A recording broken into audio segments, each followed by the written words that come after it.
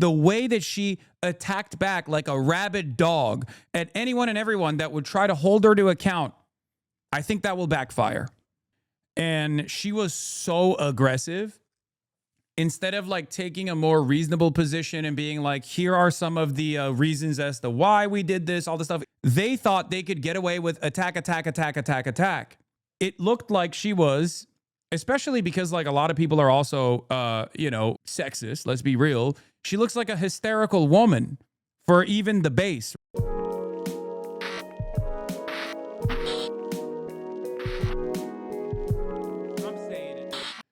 All right, now let's get to the Pedophilia Protection Party. They're Republicans, okay?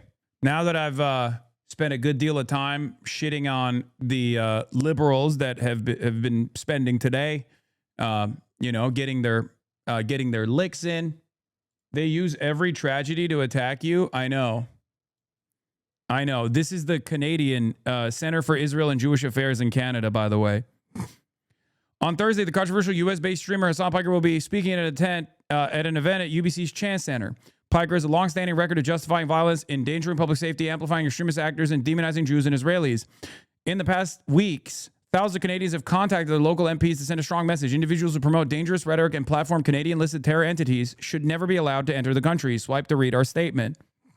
Damn, I couldn't even get tickets to see you. I know, that shit's been sold out for literally a minute. I think I got to tell these colleges to host me in bigger rooms. I'm going to be honest.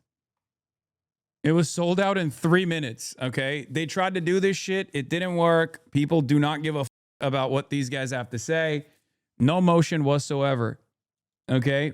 Both parties' leaders support genocide, so she was spot on. Come to Toronto, Vancouver.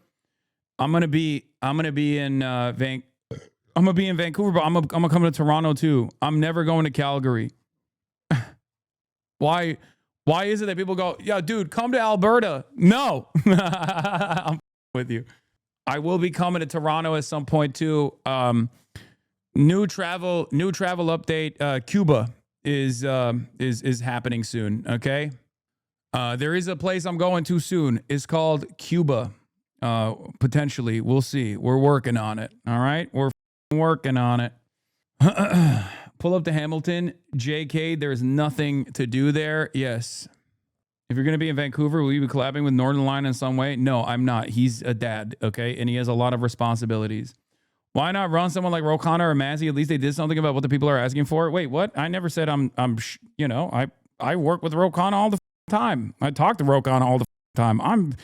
I've become a fan of Rokana as of late, for sure. He's doing great. He's doing great work. Anyway, let's get to it. All hell breaks loose as Jayapal asked Bondi to turn around and apologize to Epstein survivors. Thank you, Mr. Chairman. Good morning, Attorney General Bondi, right here. We are joined in this room by some of the thousands of survivors from Jeffrey Epstein's horrific sex trafficking ring. They have shown such incredible courage in speaking out, in demanding accountability to bring the predators and pedophiles to justice. The Epstein Files Transparency Act required your Department of Justice to disclose the perpetrators connected with Epstein's criminal activities and to redact the information of survivors to protect their identities. Let me show you what actually happened. First, in violation of the law, your department has shown a pattern of redacting the names of powerful predators. Here behind me is one example of an email from Epstein to a man whose name was redacted. The email reads, quote, "Where are you? Are you okay? I loved the torture video." Only after members of Congress demanded that we see the unredacted files did the world learn the name of this individual, Sultan Ahmed bin Sulayem, the chairman and CEO of a company that had financial ties to President Trump's business and personal ties to Trump's advisor, Steve Bannon. Second, the survivors were not similarly protected, also in violation of the law. Here is another email titled Epstein Victim List. We have blurred the names of the survivors for their protection, but your Department of Justice initially released this list of 32 survivors' names with only one name redacted, along with numerous files that disclose not only the names, the emails, and the addresses of survivors, but also nude photographs and even the identities of Jane Does who had been protected for decades until your department released their names. Survivors are now telling us that their families are finding out for the first time that they were trafficked by Epstein. In their words, quote, "This release does not provide closure. It feels like a deliberate attempt to intimidate survivors, punish those who came forward, and reinforce the same culture of secrecy that allowed Epstein's crimes to continue for decades." To the survivors in the room, if you are willing, please stand. And if you are willing, please raise your hands if you have still not been able to meet with this Department of Justice. Please know for the record that every single survivor has raised their hand. Attorney General Bondi, you apologize to the survivors. None of this will matter? No, you're wrong.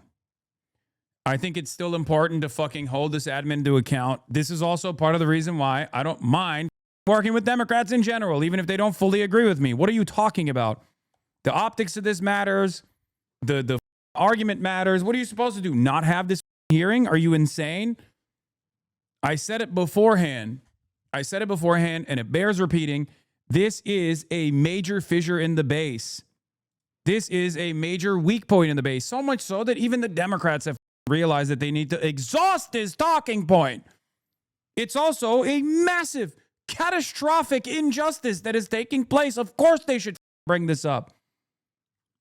Yeah. The Bondi, Pam Bondi, DOJ, Kash Patel, FBI didn't even meet with the Epstein survivors before concluding Epstein wasn't running a sex trafficking ring.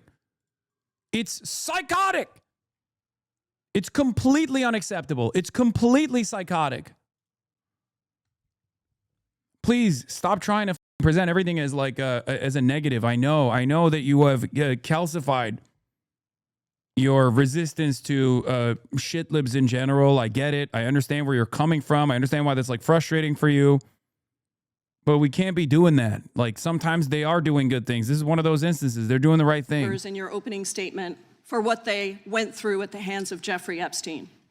Will you turn to them now and apologize for what your Department of Justice has put them through with the absolutely unacceptable release of the Epstein files and their information?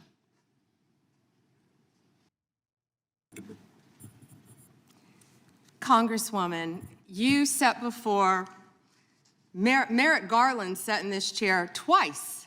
Attorney General Bondi. No, can I finish my answer? No, I'm going to reclaim my time because I asked you a specific question that I would like you to answer, which is, will you turn to the survivors? This is not about anybody that came before you. It is about you. Dude, by the way, Pam Bondi's reaction to this was so crazy.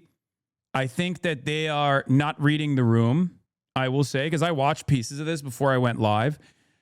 And she was so aggressive. Instead of like taking a more reasonable position and being like, here are some of the reasons as to why we did this, all this stuff. It's indefensible to begin with. But they thought they could get away with attack. And it looked like she was, especially because like a lot of people are also, sexist. Let's be real. She looks like a hysterical woman for even the base, right?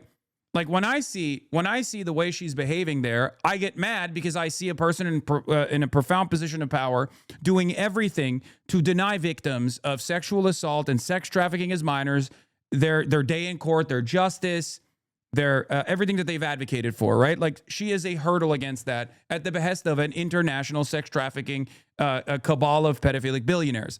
It's insane. The right that also cares about this looks at a hysterical woman on top of that. So I think like the optics are really bad for the right in general, where this, in my opinion, is so so indefensible. The way that she attacked back like a rabid dog at anyone and everyone that would try to hold her to account, I think that will backfire. Okay? I think that will backfire. I think that there are already people that are naysayers about Pam Bondi in the base for the Republicans, because let's be real, our position doesn't matter to this administration at all. Like Nick Fuentes as a neo-Nazi has more prominence in the Republican movement than all of us do, right? You can have 75% of the country be like, this sucks, you suck dick, stop doing this, and they won't stop doing it until you got like a person that has like maybe, let's say, 5% of the base of support on the Republican side come out and be like, this is a bridge too far. Then they'll respond. And I do think this issue is the issue where the base is not in line with the party. The base is not in line with the politicians. The base is not in line with Donald Trump. So her keeping up this like really aggressive posture when even people like Pramila Jayapal are actually representing the wishes of the Republican base is a major misstep. Do you see what I mean? Because when she's yelling like that, a Republican MAGA voter that watches this congressional hearing, if they watch it at all, are not going to read this as Pam Bondi yelling at a woke libtard. Because that woke libtard in that moment is actually asking questions that the MAGA voter also has. So now it's going to, for them, it's going to look like she's yelling at the base, right? There is no political polarization you can lean into in this issue, okay? There will be some in the cult that will say, oh, Pam Bondi is an attack dog. I really love this shit, right? Yeah, sure, surely. But what matters most is how many of the MAGA base that you can chip away. How indefensible this looks. This already happened with Donald Trump. There's a reason why this is the issue that has the highest salience. This is the issue that has caused the most divergence between Donald Trump and the people that love him and demonstrate cult-like loyalty. And that's partially because Donald Trump has said over and over again that if you care about the Epstein files, you're a Democrat, it's a Democrat conspiracy, all of this stuff. And that caused people to go, wait a minute, I care about the Epstein stuff, and I voted for you 3 times. So when Pam Bondi, who has already fallen out of favor with the base of support, comes out and yells like this at people who are asking very reasonable questions about the lack of transparency that we've gotten, even though we've demanded from the Epstein files, and why they are presenting major hurdles in these revelations and protecting elite billionaire pedophiles, it makes Republicans feel like Pam Bondi is yelling at them too. Taking responsibility for your Department of Justice and the harm that it has done to the survivors who are standing right behind you and are waiting for you to turn to them and apologize for what your Department of Justice has done. Members get to ask the questions, the witness gets to answer in the way they want to answer. The Attorney General can that's respond. not accurate, Mr. Chairman. Because she doesn't like the my answer. time. So, Mr. Chairman, why I have asked didn't a she question. ask Merrick Garland this twice? I am reclaiming my time, and when I will reclaim my continue to time, answer. it is Mr. Chairman, the my gentlelady has I'm I'm reclaimed her not going time. to get in the gutter for her theatrics. The time belongs to the gentlelady. The gentlelady has 17 seconds. Thank you. You're not going to answer this question, so let me just Chairman, say this. I'll direct it to What a you. massive No, I'm cover-up. answering a Mr. question. Chairman, will you restore her time? The witness is I'm not going to interrupting. get in the gutter with this woman. Stop the She's time doing and theatrics. let me have my The time. gentlelady from Washington controls the time. The gentlelady has 17 seconds. You can proceed with your final Thank you. 17 seconds. What a massive cover-up this has been and continues to be.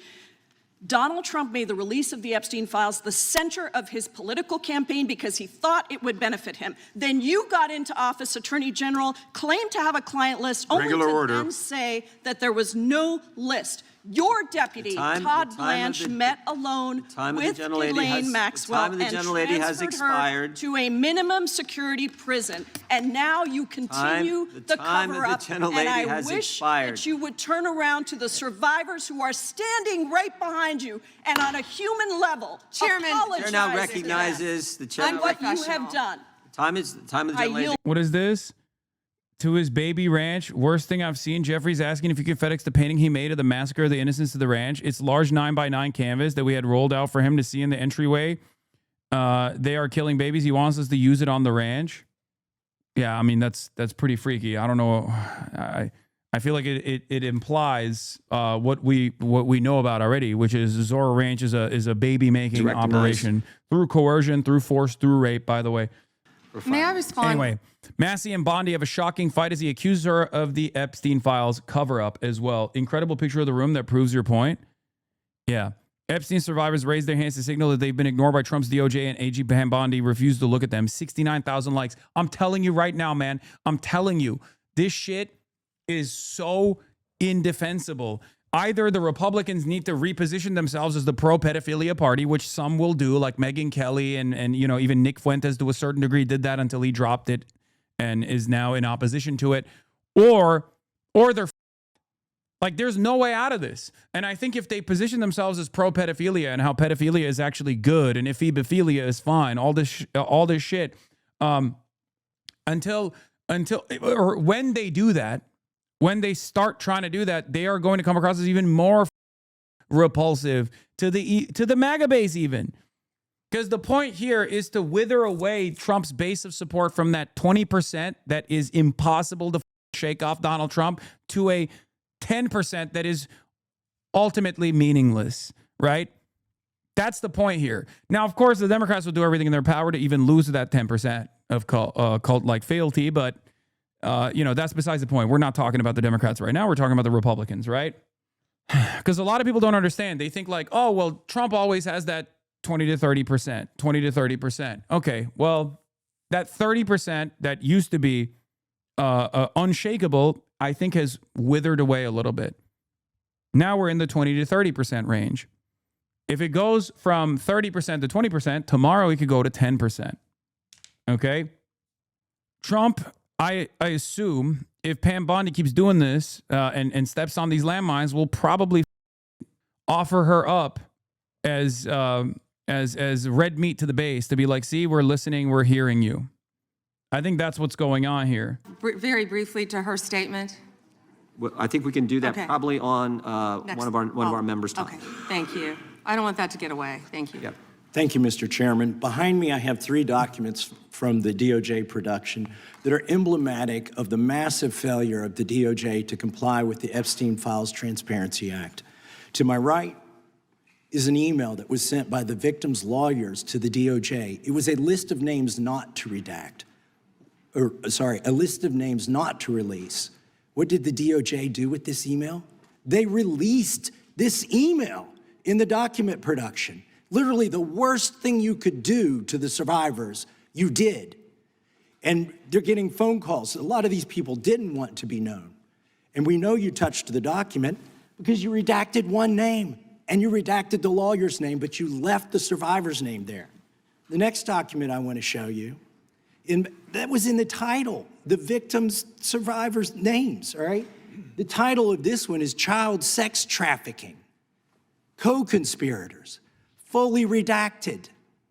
Indefensible. By the way, much respect to Thomas Massey, who is like a total freak on so many other issues, but on this one, that's my goat. Like I said, I'll work with anybody and everybody that will try to put a dent in the armor of the international billionaire pedophilic cabal. Thomas Massey has been doing that. He's also a consistent advocate for Palestinians as well, uncompromising, you know, which these two issues are pretty tied to one another. Let's be real, right? It's not an accident that Jeffrey Epstein was so closely associated with the Israeli government. So, you know, we're rocking with Thomas Massey on this one. Respect. And by the way, What things you don't like about him? Dog, Thomas Massey is a you're baiting me into cooking him right now. I'm not going to do it. I'm not going to eat the bait. That's my goat. That's my goat. He's great. He's fantastic. What do you mean? He's like chatter. He is a giga libertarian who also happens to be super pro ICE, which is inconsistent with being a libertarian, but that's besides the point. We're not doing it right now. He's my goat right now in this moment. Les Wexner is in this. Now, your deputy Attorney General, said, oh, well, he appears hundreds of times in the files, but he doesn't appear in this file until I forced you to release it, where he's listed as a co-conspirator, not to tax evasion, but to child sex trafficking, not to prostitution, not to money laundering, child sex trafficking. And then finally, what we have here is the third exhibit that I have. Thomas Massey is a libertarian who applies non-aggression principle to minors.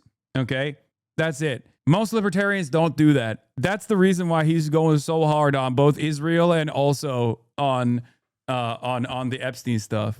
Most libertarians forget to apply non-aggression principle to minors. He doesn't do that. Okay, so he's anti-diddling children. Is emblematic of the FD 302 release. These are the documents that we need that you're holding on to and over-redacting because they have the names of the men who are implicated. How do we know? Because the survivors gave testimony to the FBI, and it's in there. And what happens when you go to the portal at the DOJ to look at what's behind this redaction? Another redaction. So we can't even see them. And then there's some of these files you've pulled down from the website that we will never see because we can't search the redactions. So I have several questions for you. Who's responsible? Are you able to track who in your organization made this massive failure and released the victims' names? Are you able to track who it was that obscured Les Wexner's name as a co-conspirator in an FBI document? Do you have that kind of accountability? I believe Wexner's name was listed more than 4,000 times about. Look at the reaction to Tom Massey, by the way, versus the reaction to like Pramila Jayapal. Yeah, I already told you that. This is where he's listed as a co-conspirator. Can I finish my answer? Come on, let me finish my answer. He's a white guy. Of course you like this? No, it's because he's a Republican. And this was the entire thing, by the way. Can I finish my answer? Can I finish my answer? That's all she did. All she did was whine, whine, whine, whine, whine. All she did was yell and yell and yell. And I'm telling you right now, this shit don't look good at all, brother. This shit does not look good to anybody that pays attention to it. We corrected that within 40 minutes. He was already, you're acting like everybody's trying to cover up Wexner's name. Reclaiming my time. I'm going to answer this question. Reclaiming my time. Mr. Chairman. This is how this works. Can I have my time back? Mr. Chairman. The gentlelady can give her answer. The time belongs to the gentleman from Kentucky. All right, I'm reclaiming my time. Can I give my answer? So, yes. The irony is not lost on me that this conversation is taking place, or rather being moderated by Jim Jordan, okay? Who is notorious for a sex abuse cover-up, okay? Sex abuse at the Jim Jordan is the one who is also moderating this conversation. He's chairing this committee and has complete command over which way this conversation goes about sex abuse cover-up by the administration. He's like, I'm locked and loaded. This is like what my career has been gearing towards. Oh, the Jim Jordan, remember when he slammed The Undertaker through the Hell in Cell? Okay, stop. Jim Jordan's expertise literally lies in doing cover-up of sex abuse in Ohio, by the way, where Les Wexner actually dumped the money to Jim Jordan's athletic program. Another Les Wexner, another moment where Jim Jordan is actually doing cover-up for a Les Wexner-affiliated sexual abuse scandal. It's pretty crazy. They put the language of the bill up on the screen. Chairman, may I give my answer on that? It's a political joke, and I need to give my answer. Can I give my answer on that? Nope. On that. We'll let the Attorney General respond, and then the gentleman can move to his next question. It's my time. Within 40 minutes, you asked me a question. Within 40 minutes, Wexner's name was added back. Within 40 minutes of me catching you red-handed. There was one redaction out where of he's over listed as a co-conspirator. And we Yeah, you redacted Les Wexner as a primary co-conspirator. You didn't redact his name in other files, But the file that matters the most, that basically shows that he was a co-conspirator, an unindicted co-conspirator, an uninvestigated co-conspirator, is the one you redacted. Yeah, you did get caught. You got caught. You got caught red-handed. It's true. Oh, we just got caught red-handed for 40 minutes. Shut the up. It wasn't for 40 minutes. It was for months in the initial revelation. Invited you in. This guy has Trump derangement syndrome. He needs you're a failed politician. Gentlemen, You need to get on you to these watch the video. matters. Mr. Chairman, please restore his time and remind the witness of the rules There here. is no credible information. None. If there were, I would bring the case yesterday that he trafficked to other individuals. Is that your position as well? My position is any victim who comes forward, of course, we would love to hear from them. 1-800-CALL-FBI. Did you ask Merrick Garland that the last 4 years? Did you talk about Epstein? I am reclaiming at all my the time. last I'm 4 glad you're years? asking about Merrick Garland. You don't get to reclaim because this time when is you don't- bigger than when you can't- Watergate. when I don't answer a question the this way you goes want. over 4 administrations. You don't have to go back to Biden. Let's go back to Obama. Let's go back to George Bush. This cover-up spans decades, and you are responsible for this portion of it. And that's now, where the I want to most know at what transparent- point did the FBI and the DOJ decide that Lex Wessner was not a co-conspirator? Because our Epstein Files Transparency Act requires you, please put it Time is back on up. the screen, please, to To the people who keep asking me, like, what makes you so confident that the Republicans will actually take their administration to task on this Epstein stuff?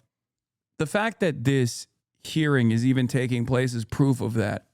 There are plenty of things that the administration doesn't respond to at all, regardless of how much independents and Democrats chirp about. One must ask the question why this is the thing that they are responding to.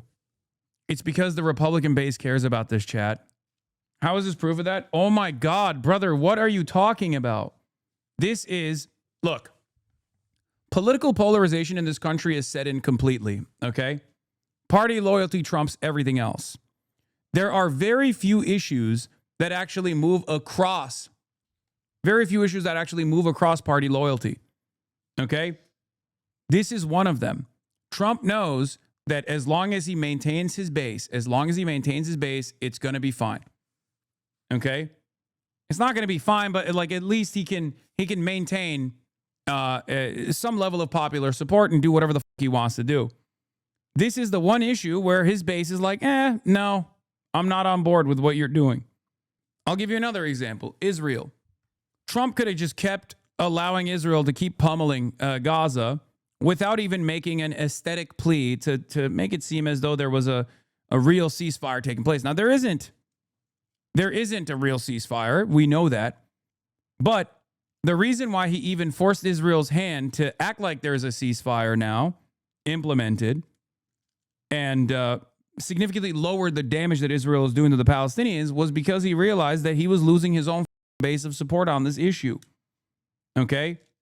And yes, while Israel has not ceased its endless pummeling of Gaza, let's be real, it's not the same. It's not to the same degree as like the amount of bombing that was taking place pre-fake ceasefire implementation. The reason why he did that is because he wanted to move the conversation away from Israel. Here is the base being at odds with the Republican mouthpieces in action, right? Laura Ingraham asked Turning Point crowd how many were satisfied with the Epstein investigation and invited applause. Let's take a look. How many of you are satisfied? You can clap. Satisfied with the results of the Epstein investigation? Clap.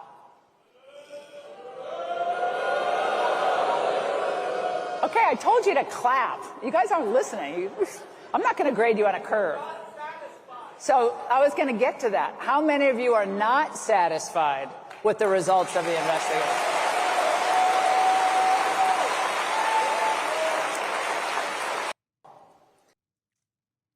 Bondi stonewalled the D's today. The GOP base can't feel any relief from this. In your opinion, do they start calling for Bondi's resignation?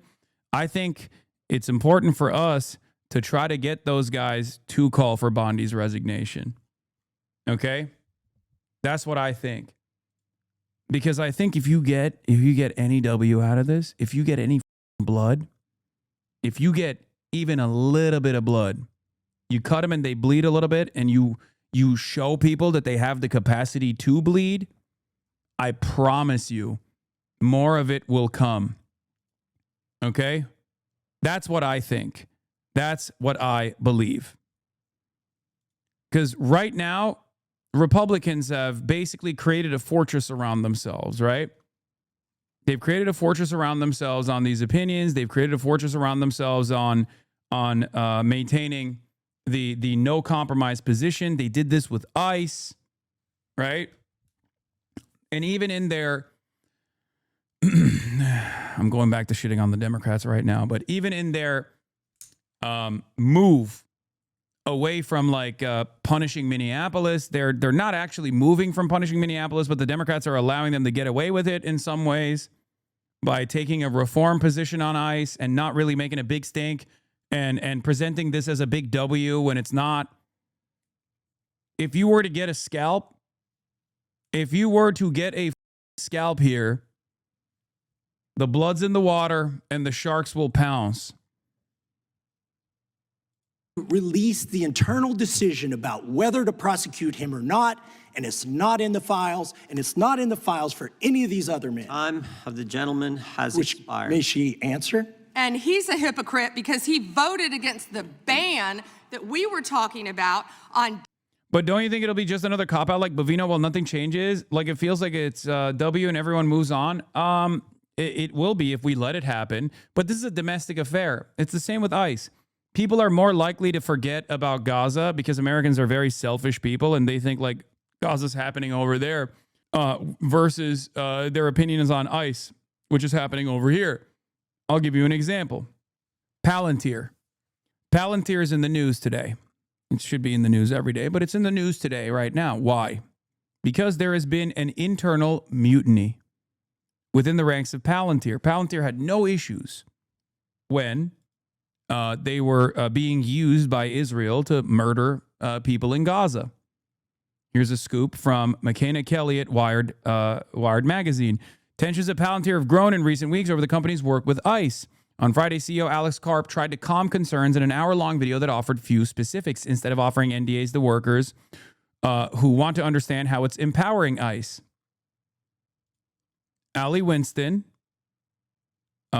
says, amazing how ICE, not Israel, was the final straw for Palantir employees. Kind of a big tell. Did you already respond to the stupidity? Yes, I did, over and over again. I not only responded when she replied to me, but she then quote retweeted it again because she didn't get what she wanted out of that. Okay? Anyway, we've moved on from that.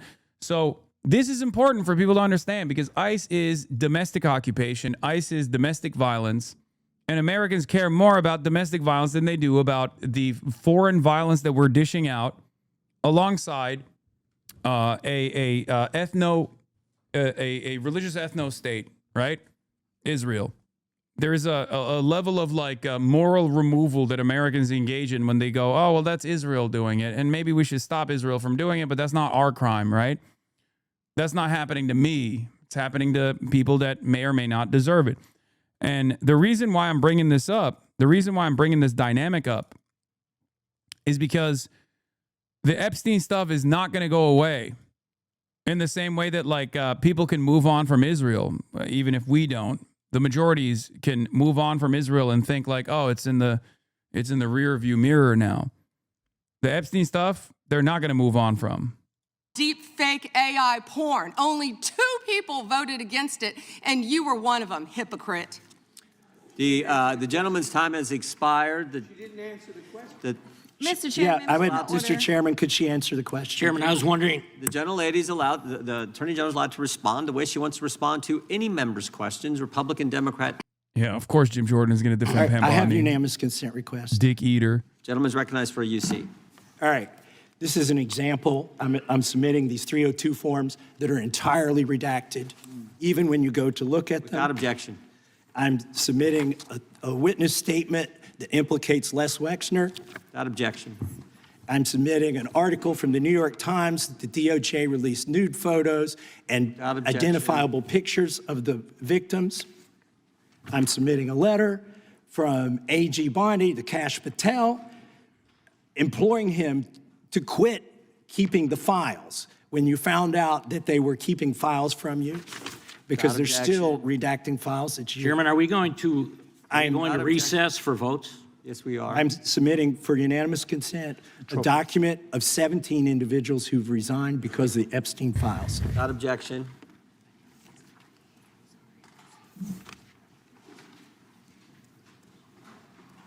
Just want to check on how much time we have left in votes, but one thing I've learned here of late that they'll wait on us. I have a UC. Ms. Crockett from Texas is recognized for UC. Thank you so much. Donald Trump's approval rating I think Bondi might get shit canned after this, but who knows? Breaking, Bondi appears to have just committed a federal crime by lying under oath. Ted Lieu just caught her in a lie and called her for her resignation on live television. We got to make a bigger stink about this, okay? implodes on his strongest issue. This is from Newsweek today. It says 40% of people Thank you. approve of You don't Trump's need to handling read of the article to immigration us. and border security, while 60% disapprove. Without objection, that is a net admitted. drop Now I to recognize the negative gentleman 20. from California, Mr. Lieu.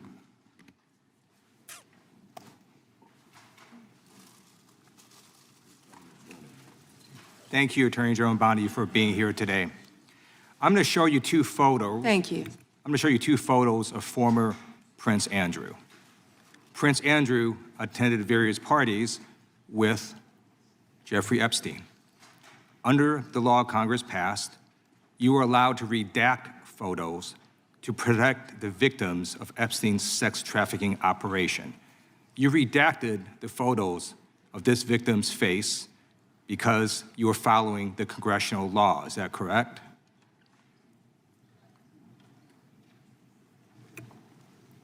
I'm sorry that we redacted the victim's Because you were face? following the congressional law, correct? Yes. Okay. You have now established that we Smart. Please put the This is smart. He comes in with a point of agreement to, like, you know, disarm the opponent. photos back up. This is a lie detector technique almost, where you ask for control questions, right? Like basic questions that you're gonna answer. Let's see where he goes. We are looking at a sex trafficking victim. Under the Federal Victims Trafficking Protection Act, not only is Jeffrey Epstein guilty, but anyone who patronizes Epstein's sex operation is also guilty of a crime. That's why I find it absolutely despicable that you sought to protect Epstein's clients, like former Prince Andrew. Last July, you closed the case on Epstein's abusers. The July 2025 memo from your Department of Justice stated, quote, "We did not uncover evidence that could predicate an investigation against uncharged third parties." These two photos, please put the photos back up. These two photos staring you in the face are evidence of a crime and more than enough evidence to predicate an investigation against former Prince Andrew. So I ask you, Attorney General Pam Bondi, why did you shut down this investigation last July, and why have Ooh! Okay, Ted. Okay, Ted. See? They're all sharks at the end of the day, but when they see blood in the water, they cook. I would love to see how Asmongold defends this shit, by you the not way. prosecuted former Prince Andrew? I don't believe you asked Merrick Garland these questions when he was Attorney General and set before. I agree with you. You I'm twice. reclaiming my Did you? time. Never I agree with mentioned you. I agree with you. During, Were the you not Biden, here during then? the Biden administration, I called for people looking at Epstein files. Merrick Garland dropped the ball, as did Attorney General Bill Barr, as did Alex Acosta, a whole string of failures. But you are in charge. You have the power to change things, to hold these men accountable, and you're doing the opposite. You're protecting. These guys have no you, by the way. All they got is no you. What? Epstein is a white people thing? Oh wait. Okay, dude. Who cares right now? Come on. So I want to move on to another man. Can I answer Donald that, Trump. though? I want to move on to another Can I answer question. your question about protecting You Prince answered the Andrew? question. You're saying no. I love this. I want to discuss another man, Donald Trump, who is all over the Epstein files, like former Prince. Here's the video.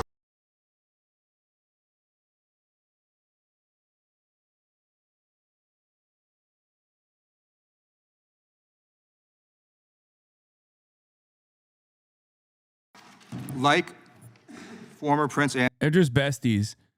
They're besties. Oh, I'm sorry. I guess it's illegal to be friends now. Well, yeah, with the international sex trafficker, yeah. Andrew, Donald Trump attended various parties with Jeffrey Epstein. I want to know, were there any underage girls at that party or at any party that Trump attended with Jeffrey Epstein?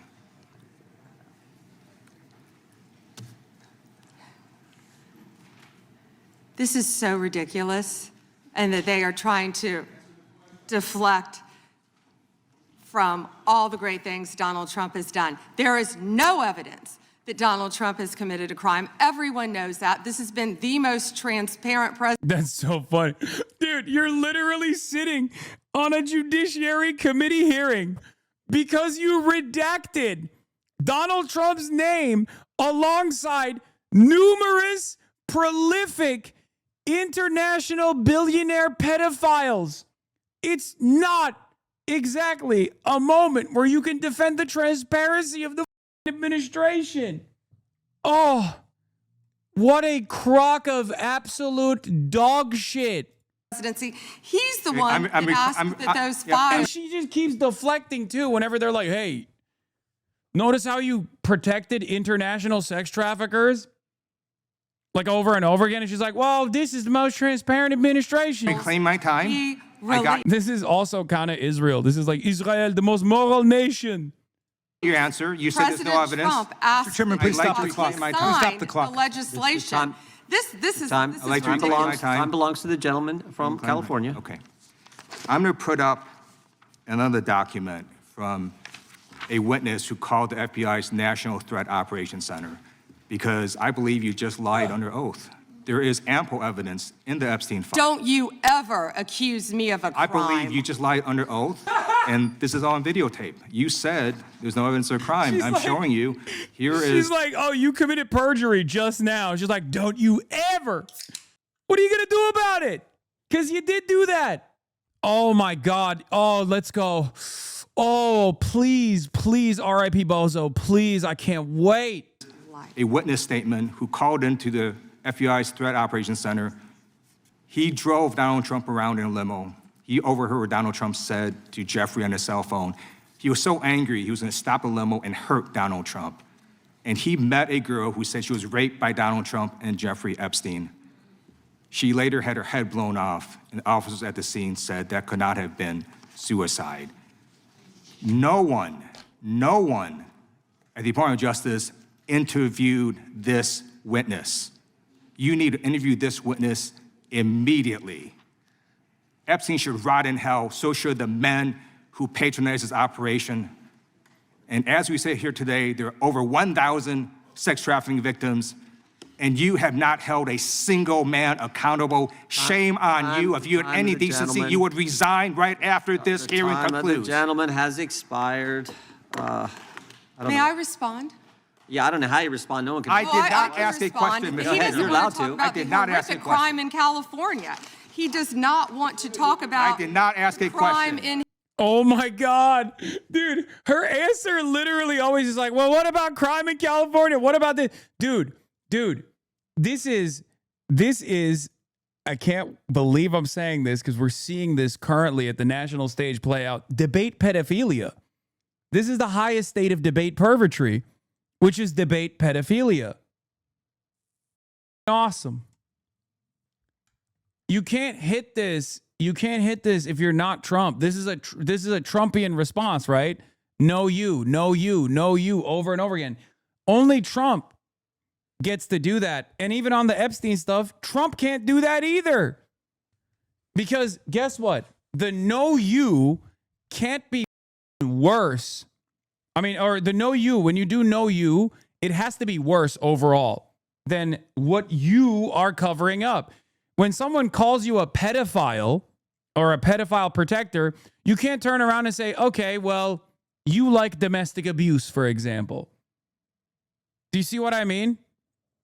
Like, you can't turn around and go, well, you're saying that I'm like protecting pedophiles, but what about your crimes against small businesses? You know what I mean? Like, that's not going to work. That's not going to work at all. It's ironic because I experienced one of these like debate pedophiles earlier, right? One of the things that I was, here's an example, right? Here's a example. Here's a glaringly obvious example of this no you defense not actually working and falling flat on its face. Where is it? Let me find it real quick. Here. You're in a sex cult led by a pedophile streamer. The day he goes Republican, you will too. You didn't care when he boosted Sam Hyde, Nick Fuentes, or Lauren Southern. Don't talk to me about obeying in advance. Vote blue no matter who got us into this mess. How many Groyper accounts have you retweeted and signal boosted? Does know you work there, you think? No, it doesn't. It doesn't. It's the same exact strategy. It doesn't work. At least for the time being. From Tennessee's recognized? Pedophilia still has a lot of stigma, luckily. It's kind of going away, but at least it has a lot of stigma. Just so I can feel something, can you please zoom in on Bondi's awful roots? Her cosmetologist clearly hates her and I need to feel something. Okay, no. Thank you. I'd like to introduce for the record a letter to Director Gabbard from Mr. Warner and Mr. Himes, and a letter of response from her to them about who invited her to Atlanta, and a copy of the search warrant. And I'd also like to just make clear for the record, the reason people in Memphis weren't going out was because the ice was on the ground and we were afraid we'd fall. But other than that, we go out all the time. Your worst take yet? Rude? What? That no you as a defense only works if the no you that you're deflecting away from has to be a higher crime in general. 100%. Oh no, let us roast her roots. Okay, calm down. Gentlemen, without objection, there's unanimous consent. The gentlelady from Vermont is recognized. Thank you, Mr. Chair. Attorney General Bondi, according to your department, a child is sexually abused in the United States every 9 minutes, and the vast majority of survivors never get justice. And that's one of the reasons why I think the Epstein case has resonated so deeply with so many Americans. And the other reason, I think, is because it has revealed a two-tiered system of justice. And the powerful are protected, and the survivors rarely get any accountability. And the Epstein files contain evidence of a multi-decade international criminal conspiracy involving some of the wealthiest and the most powerful people in the world. There's evidence of financial crimes, political corruption, sex trafficking, and of course, horrible sexual abuse. And I want to remind everybody, this isn't a game. These are real people, people who have suffered, who are sitting here with us today, and they deserve answers, and they deserve accountability. And I'm here to try to get some for them. Now, I've seen some of the unredacted Epstein files, and obviously, as you know, President Trump's name is all over them, but so are the names of other senior Trump officials: Howard Lutnick, Secretary of Commerce; John Phelan, the Secretary of the Navy; and Stephen Feinberg, the Deputy Secretary of Defense. These men were appointed by President Trump to senior positions in his administration. All of them have clear and confirmed ties to Jeffrey Epstein. Attorney General Bondi, yes or no, has the Justice Department asked Secretary Lutnick about his ties to Epstein? Excuse me. Secretary Lutnick has addressed those ties himself. I'm asking you, has the Justice Department specifically asked Secretary Lutnick about his ties to Jeffrey Epstein? He has addressed those ties himself. Has the DOJ asked Secretary Phelan about his ties to Jeffrey Epstein? I don't know whether he has addressed those or not. Has the deputy, I like that. Oh, he's addressed it himself. Okay, but you're the Department of Justice. Like, you mean he's addressed it himself? It doesn't matter if he's addressed it himself. You need to be conducting an investigation. It's like someone is suspected of doing a drunk driving, okay? Someone is suspected of killing someone in a drunk driving incident, okay? You ask the DOJ, have you prosecuted this person for drunk driving? You go, well, he came out and said he was drunk driving. Oh, okay. I guess no need then. I didn't realize if the pedophile protector himself says he was actually homies with the pedophile, then you don't have to conduct any additional investigation into it. Mystery solved, I guess. What are we doing? New Israel connection just dropped. The ditch gained access to Jeffrey Epstein's FedEx account. Records show it was used for shipments long after his death in an address book, including a senior Israeli military officer now considered a strategic consultant for diplomatic matters. Wait, what? I don't know what this is, but we'll look at this later. Deputy Secretary Feinberg talked to the Department of Justice about his ties to Jeffrey Epstein. Yes or no? Has the Department of Justice talked to Deputy Secretary Feinberg about his ties to Jeffrey Epstein, which are clearly spelled out in the files? It's a very simple question. It's not a trick question. I'm just asking you. Yeah, I'm stunned that you want to continue talking about. Oh my gosh. Epstein Okay, instead I'm of a Border reclaiming my Patrol time. agent I'm asking murdered. you not a trick question, a simple Stunned. question. Okay, so what is clear Cook her is ass. we have evidence. Do you know that who Chris Malin is? We have evidence that 3 senior officials within the Trump administration have ties to Jeffrey Epstein. And what What does ties mean? I can conclude. What does What does ties mean? I don't know. Hanging out with him, or saying he was a good guy, or saying he liked them young, just like I do. You know, things like that, I think, are pretty deep. I mean, those are deeply held ties that you have with a guy. Sending him a birthday gift where you doodled a naked woman. I mean, with Donald Trump, the ties are so deep that it was, as far as we knew, until Jamie Raskin's new revelation, 38,000 times. It's a tie so deep that the authorities that were investigating Jeffrey Epstein sought out Donald Trump's name at least 38,000 times. Now Jamie Raskin says it's actually over 1 million times. It's pretty big, don't you think? I mean, it's pretty significant. That's crazy. I mean, how many times have you guys been mentioned in the Epstein files? 0. I've been mentioned 0 times. Donald Trump, 1 million, potentially. I'm sorry, but, you know, that means that there should be a deeper investigation. As a matter of fact, there has been a deeper investigation. But you are saying that you have not talked to them. What does ties mean? I think Americans would be shocked to learn that you are not interested in talking with these officials who have ties to Jeffrey Epstein. What does across ties the mean? world, Can you define that? across the world, Can you prominent define men ties? who've been Time exposed belongs to the in the files have resigned their jobs in disgrace, and that's a good first start. And that same Disgrace is standard, not saying the word this Chris same Malin. standard should apply here. And Americans want accountability. Who is Chris Malin? Was the president he? aware? Please stop talking. It is not your time to ask was questions. It is not your time. I'm reclaiming my time, Mr. Chair. One second. Time belongs to the gentlelady from Vermont. Was the president aware of Secretary Lutnick's ties to Epstein when he chose him to lead the Department of Commerce?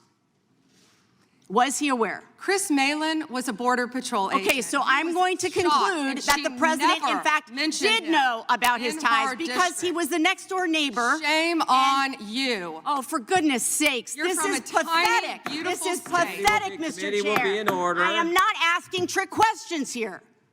You The got your American 5 people minutes. have a right to know the answers to this. These are senior officials in the Trump administration. This is not a game, Secretary. I'm Attorney General. My apologies, I couldn't tell.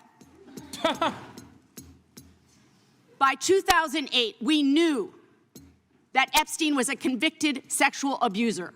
And we now know that Lutnick went to Epstein's Island in 2012. How was that not a deal breaker for the president? And why aren't you asking questions of the Commerce Secretary about what he saw? Yeah, you're the attorney general. Half of the cabinet is staffed by Jeffrey Epstein affiliate pedophiles. It's crazy. As the attorney general, I know that it's not fashionable to bring this up because it seems like it harkens back to a totally different time where there was at least like some degree of separation aesthetically between the attorney general, like the DOJ, the Department of Justice, and the presidency. But that is kind of still, in theory, what is supposed to happen, right? So it's perfectly valid to ask the primary investigator in charge of all of these investigations why they didn't investigate any of the deeply held connections between half of the goddamn pedophile cabinet that Donald Trump maintains and Jeffrey Epstein. These are good questions to ask, by the way. It's important to ask them directly to Pam Bondi, and it's good that these clips are out there, okay? When he was at the island, which he lied about not ever going to. Why are you not asking these questions? And I see that my time is almost... This is such a slam dunk. This is such a slam dunk that it actually compromises multiple people. First of all, Pam Bondi has perjured herself, both in this setting and in the past as well. Kash Patel has perjured himself. Like, now you can demand course corrections. You can demand accountability. You can be like, yep, fire these people. You can go to the Republican Party. Howard Lutnick has lied over and over again. This is surprisingly one of the more pedophilic administrations that we have. It's ironic because, like, Obama still had plenty of pedophile affiliates in his cabinet. We know this, okay? Probably less than, definitely less than Donald Trump. Bill Clinton himself is, just like Donald Trump, directly affiliated with Jeffrey Epstein. Her acting this way during her hearings is career-ending. Lawyers, regardless of political party, deeply care about optics, and the reason ACB was confirmed, even though she's a liar and sucks. It's pretty crazy that, like, although all of the administrations have had like plenty of Epstein affiliates in their cabinet, the Trump one still rises above. I mean, it still goes above and beyond with how many pedophiles and how affiliated said pedophiles were. Pam Bondi's unhinged performance in a congressional hearing today was not because she was protecting Trump. It's because Bondi's protecting herself. She's clearly implicated in the Epstein scandal, given she served. No. I also used to think that. I don't think she's like personally a part of the cover up. I used to. Well, now she is. She is now, but I don't think she was back then. I think her timeline as her timeline in Florida, it doesn't match up with any of the Epstein investigations, if I'm not mistaken. I might be wrong. Pam Bondi is jester maxing and currently being frame mogged by the House Judiciary Committee. She's experiencing visible cortisol spikes as she continues to get fact mogged while perjury maxing, zero composure gains, getting reclamation mogged every 45 seconds for filibuster maxing. Nice. The hearing has returned from recess. Bondi is getting truth cucked into another dimension by the committee and still appears to be high inhib despite likely turbo coping and panic loading deflection fuel during lunch. What is this? Is this real? Is Charlie back? Are we carrying the flame?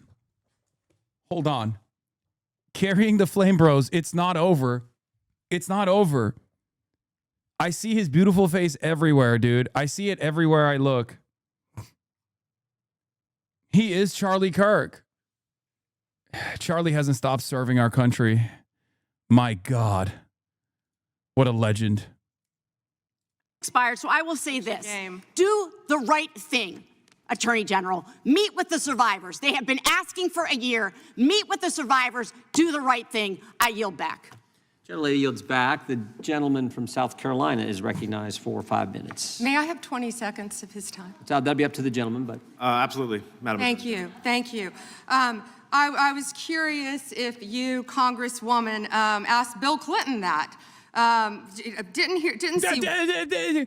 What about Bill Clinton? That's awesome. It's just no you. She's like a baby. A child's brain. No you over and over again. It's like, well, you're on trial right now. Like, this is a House Judiciary Committee asking you, what made people believe that, because this is not like a direct trial, but it's similar to a trial setting, right? Like, there are some rules around like perjury, things of that nature, right? Because it's a congressional hearing. What's really funny about this is, like, this is the equivalent of sitting at your own trial and in your defense, like you're on trial for a murder, okay? You're on trial for a double homicide. And you turn around and go, well, Your Honor, what about all the times where I didn't commit homicide? Or turning around and saying, well, Your Honor, murders go unprosecuted every day. Why am I the difference here? Why am I the exception here? It's like, dog, it's over. You're sitting on a trial for your own murder defense. If this is the defense you're launching, it's over for you. It's done. You're going to prison. Like, imagine being like, well, Your Honor, OJ got away with it. Why can't I? One tweet, not one. I didn't see one tweet when Joe Biden was in office about Bill Clinton. Didn't ask Merrick Garland anything about Epstein, not once when he was. Weak sauce. And Weak sauce. also, I want the record to reflect that, you know, with this anti-Semitic culture right now, she voted against a resolution. Anti-Semitic culture? Hey, yo! Woo! Keep at it. Oh, that's awesome. I hope she used this. I hope she deployed this even more. Oh, my God. Oh, my God. Oh, my God. That's awesome. Anti-Semitism defense? What's next? Is she going to tie this to like, well, Jeffrey Epstein was a Jewish man. Pam Bondi randomly accuses Representative Becca Balin of being anti-Semitic because of some random vote about Israel. Recca Balin is Jewish and her grandfather died in the Holocaust. Oh, I didn't even know that. Oh, my God. Oh, my God. That makes it so much worse. Oh, my God. Oh, that's crazy. Pam Bondi using allegations of anti-Semitism to avoid accountability for a secretive conspiracy is cultural appropriation. That's insane. He is Jewish. I just want to be clear. Do you want to go there, Attorney General? Or do you want to go there? Are you serious? Talking about anti-Semitism to a woman who lost her grandfather in the Holocaust? Really? Really? The committee will be in order. Oh, it's spectacular. Condemning. Oh, he is Jewish. I just want to be clear. Do you want to go there, Attorney General? Or do you want to go there? Are you serious? Talking about anti-Semitism to a woman who lost her grandfather in the Holocaust? Really? Really? Oh, that's so sick. Like many pro-Israel conservatives, Pam Bondi spent the last 5 years screeching about liberals who call all their opponents bigots and racist, but now she goes around casually branding people anti-Semites, even Jewish pro-Israel congresswomen with family Holocaust deaths. Which, by the way, it makes it even funnier because Balin, too, in an interview with VT Digger on Wednesday, reiterated that she believes Israel has a right to defend itself, said she believes the U.S. should continue offering Israel military aid in order to do so. Israel is literally surrounded by countries that want to destroy it. So, like, it's not even some like anti-Zionist. It's not even some anti-Zionist congressperson that she's calling an anti-Semite. It's awesome. Wow. That's a visible cortisol spike. Let's be real. It's AIPAC versus AIPAC violence. Also, access to all the info in the world and didn't look up her background. Remember how angry you were in the beginning of the stream and look at how happy we are. I mean, dude, it's not every day where you get to see a shellacking of this sort, of this magnitude, you know? And by the way, this should be proof that I am not I am not like a silly person. If a Democrat is doing the right thing, even if I don't agree with all this other shit that they do, I'm still going to give them props. Okay? I want the Democrats to do more stuff like this. Okay? That's it. This is a disastrous spectacle for the Republican Party. A disaster of epic proportions. Holy. And we only have it because the Democrats are doing the right thing. They're holding to account the Republican Party, at least when it comes to defending pedophiles, like defending elite pedophiles, okay? Just start your own country then. Who are you talking to? I'm confused.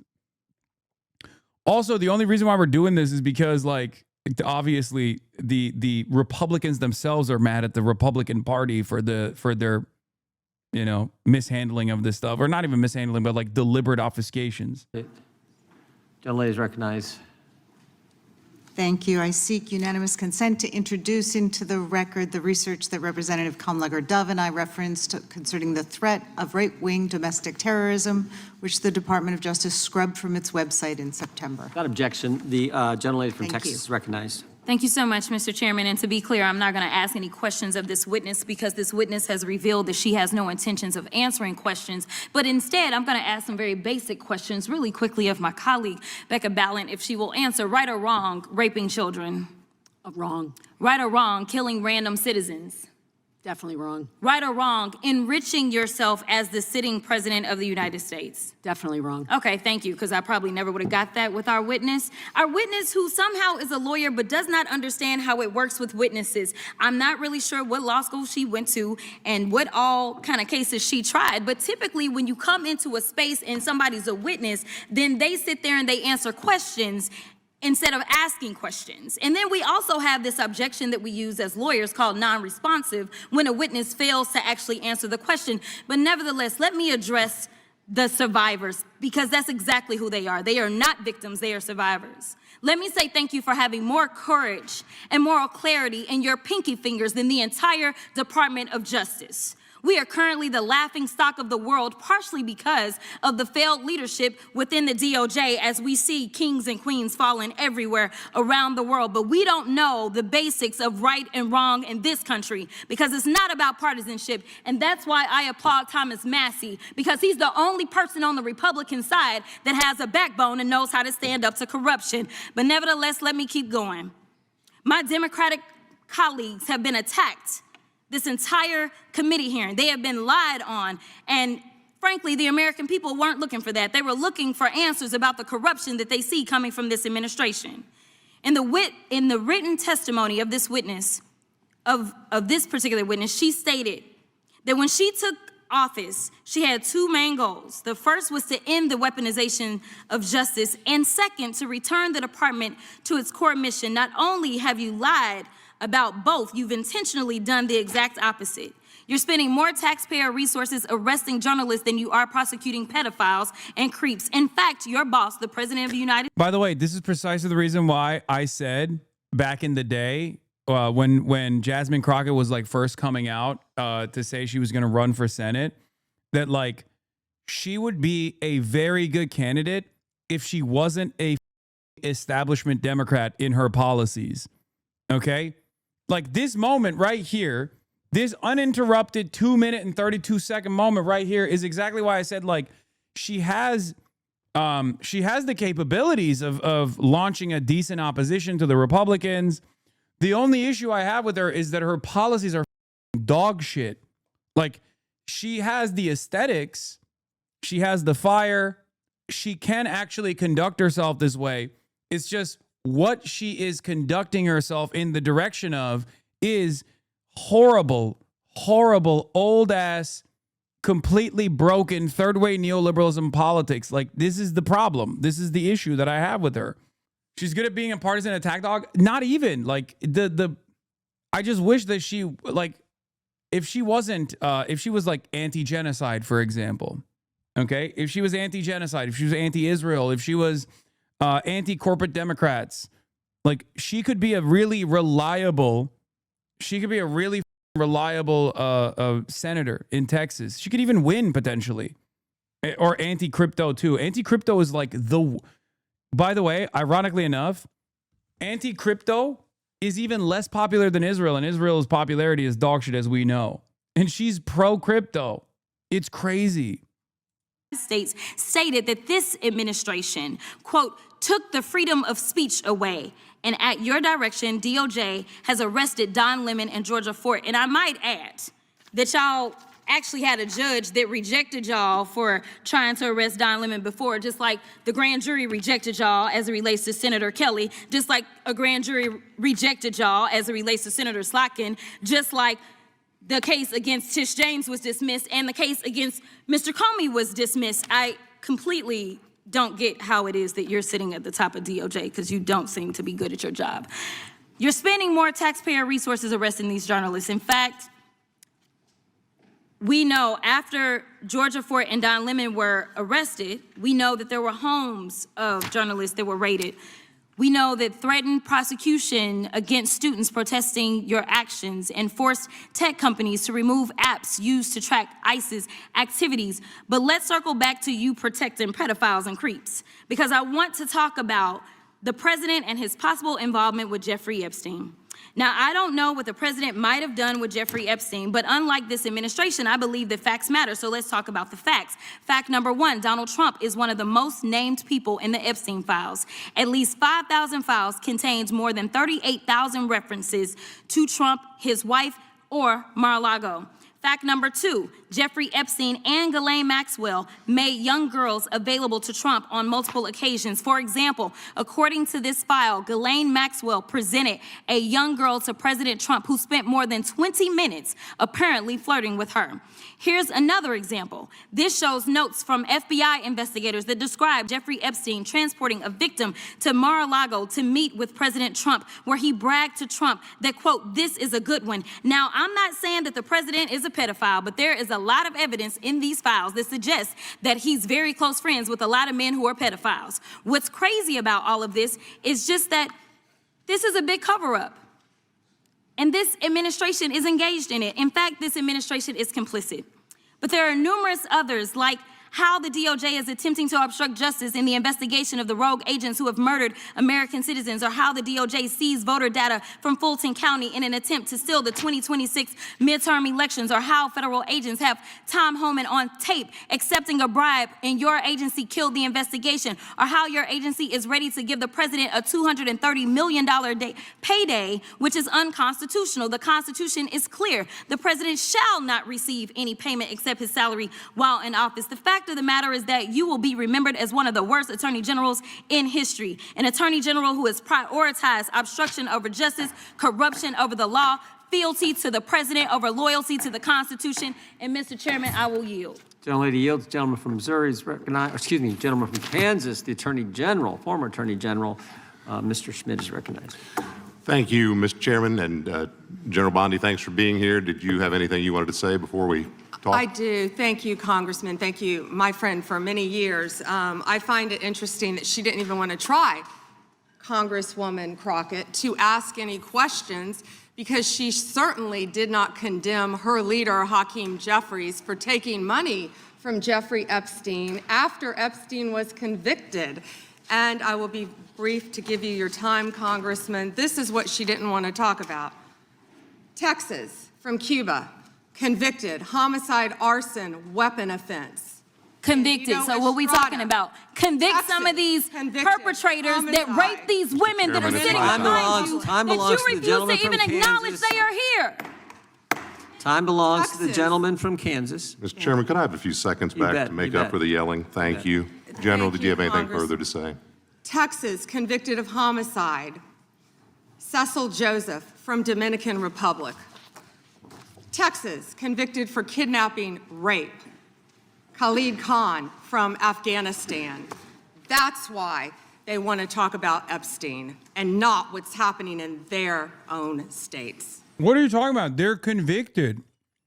The whole point is Jeffrey Epstein and Jeffrey Epstein's affiliates are not. That's not how this works.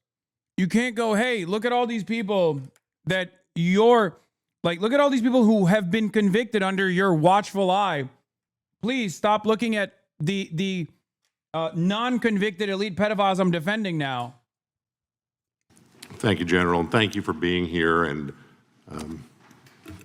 this has been quite a spectacle to observe today. I think it's sad. I ran for Congress because I thought we had serious problems in this country we wanted to try to fix together, and this performance today, not yours, General, but some of my colleagues, has not shored up my confidence that we are up to the task. You and I served together for 8 years when you were Attorney General of Florida and I in Kansas. You served professionally. I'm glad to be able to serve with you in these new roles, and The unanimous consent? Yes, please. All right, the gentlelady is recognized. Mr. Chair, I have a few unanimous consent requests. I would like to submit into the record this New York Times article titled "Alex Pretty's Friends and Family Denounce Sickening Lies About His Life." I also would like to submit this Daily Mail exclusive interview with Vice President J.D. Vance titled "J.D. Vance Refuses to Apologize to Alex Pretty's Family After Spreading ICE Assassin Claim." One more. My last submission request is a New York Times article titled FBI Agent Who Tried to Investigate ICE Officer in Shooting Resigns. Without objection. Thank you. The chair now recognizes the gentlelady from North Carolina. Thank you, Mr. Chairman. Attorney General Bondi, I think you and pretty much everybody else here and throughout the country believes that convicted sex offenders don't deserve special treatment or privileges in prison. And yet Ghislaine Maxwell, Jeffrey Epstein's co-conspirator, received perk after perk in prison. In July, she had a 2-day interview with your deputy and President Trump's former defense attorney, Todd Blanche. Just days after. Love it. What do I always say? You got to bring that up. It's journalistic malpractice that many journalists don't bring that fact up. Very, very important. After that, Maxwell was transferred from a federal correctional institution in Florida to a minimum security camp in Texas, which she, as a sex offender, would normally be ineligible for. At this new facility, as the ranking member talked about, and by the way, it's nicknamed Club Fed, we've heard reports that she's been afforded special privileges: puppy time, private workouts, personal mail, secretarial services. Attorney General Bondi, does a convicted sex offender like Ghislaine Maxwell deserve special treatment and privileges in prison? Yes or no? Let me be crystal clear on this. No. And Thank you. Let me keep going. No, let me keep going. Perfect. Well, I did not know she was being transferred. I asked you yes or no. She was not transferred to a lower Mr. Chairman, level. please stop the clock and remind the witness of the rules. One rule she needs to understand and I'm glad here. that we're agreeing. So when we're agreeing, we can move on to some other things. When but we're I not want you to agreeing, know that every time she does get these perks, and it's been publicly reported, that the folks she's abused, the survivors who are sitting here, they see themselves as being denied justice. They feel re-traumatized. And I'm glad that we agree on that. But she should not be in that prison. And she needs to be moved back to a maximum security prison as soon as possible. But what she has told another committee here is that she won't cooperate with them unless she gets clemency from Donald Trump. It's just crazy to consider that she can be wielding this kind of influence within the administration. But that begs the question, who ordered her to be transferred to the minimum security prison that she was ineligible for? Who signed off on the special privileges? Was it Mr. Blanche? Was it one of your other subordinates? So please, can you tell us who sent her there, since you don't agree she should be there? I said I do not agree she should receive special treatment. She was transferred, I learned after the fact, to the same level facility, and that is a question for the Bureau of Prisons. I was not involved in that at all. The same level facility, I don't know why, but you know, instead of talking about Ghislaine Maxwell, who hopefully will die in prison, you should be talking about Irina Zarutska. I have a couple of... Wait. You can't say that, dumbass. You're the Attorney General. What are these people doing? I'm not a process liberal by any means, but like, she currently has a appeals case. Can she even say that as the Attorney General? Do these people not realize that they are, like, when they say stuff, it's a matter of the law. Like, you are the highest law enforcement officer in the country. This is an opportunity for a competent defense team to use your words. On a subway. Right, and I absolutely... You don't talk about that. I have been talking about it and actually helping with these issues. But we're going to move back to you. I bet we are. Yes, of course, because you're here to testify. That's what the whole point of this endeavor is. So of course we're moving back to you. It is all about you. So as we've heard, she took the fifth in response to every single question in that committee hearing, and her lawyer dangled the offer of clemency. Should Donald Trump pardon or commute her sentence? Should she be released from prison, yes or no? You said you hope she dies there, so I'm hoping the answer is no. I already answered that question. Good. I'm very glad. I really like this bipartisan agreement about what should happen. With you, but you don't want to talk about Irina Zarutska. You don't want to talk about I talk about her murdered all by the a time, violent crime but offender I am not in here your to jurisdiction. testify before Congress. You are. That is your job today. You are That's what you're getting paid for. obsessed with attack. Time belongs to the I young lady. want you to know that your own DOJ employee, he's recently been demoted and had some other problems, advises on pardons. Do you think he will be advising Mr. Trump on any kind of clemency or pardon for Ghislaine Maxwell? I'm not going to speculate, and you couldn't even identify properly. That's why you don't want to talk about Irina Zarutska. You couldn't properly identify her relative. I absolutely It's embarrassing. have been, and her family, by the way, appreciates all of the condolences, all of the help, everything that our law enforcement in North Carolina has been doing to help her family. Her family feels well treated. Thank you, and I yield back. Young lady yields back. Gentleman from California is recognized. Her family is also literally says stop using Irina's death in order to do like racial agitative propaganda. But that hasn't, of course, stopped the Republicans from doing so regardless. It's pretty insane. God, these people are so... They're such evil monsters, man. We got to punish them. We have to punish them. Please, please, please, we have to punish them. Pam Bondi. She has to go to prison. Work to be done in that area, but I want to thank the Attorney General for her great work in the first year on the job, and I want to thank you for being here. With that, I would yield to the ranking member for an opening statement. Thank you kindly, Mr. Chairman, and welcome, Attorney General Bondi. You've got the best lawyer's job in America because your mission is justice and your clients are the American people. But to promote justice for the people, you've got to listen to the victims, like the women seated behind you today. Those are just some of the hundreds of survivors of Jeffrey Epstein's global sex trafficking ring who are demanding that the truth be told and are demanding accountability for the abusers who trafficked and raped them. You still haven't met with these survivors. So with their permission, let me introduce to you the survivors and late survivors' family members who are present today. There's Teresa Helm, there's Jess Michaels, Laura Bloom McGee, Danny Bensky, Liz Stein, Marina Lacerda, Sky and Amanda Roberts, who are the family of the late Virginia Giuffre, Charlene Richard, and Lisa Phillips.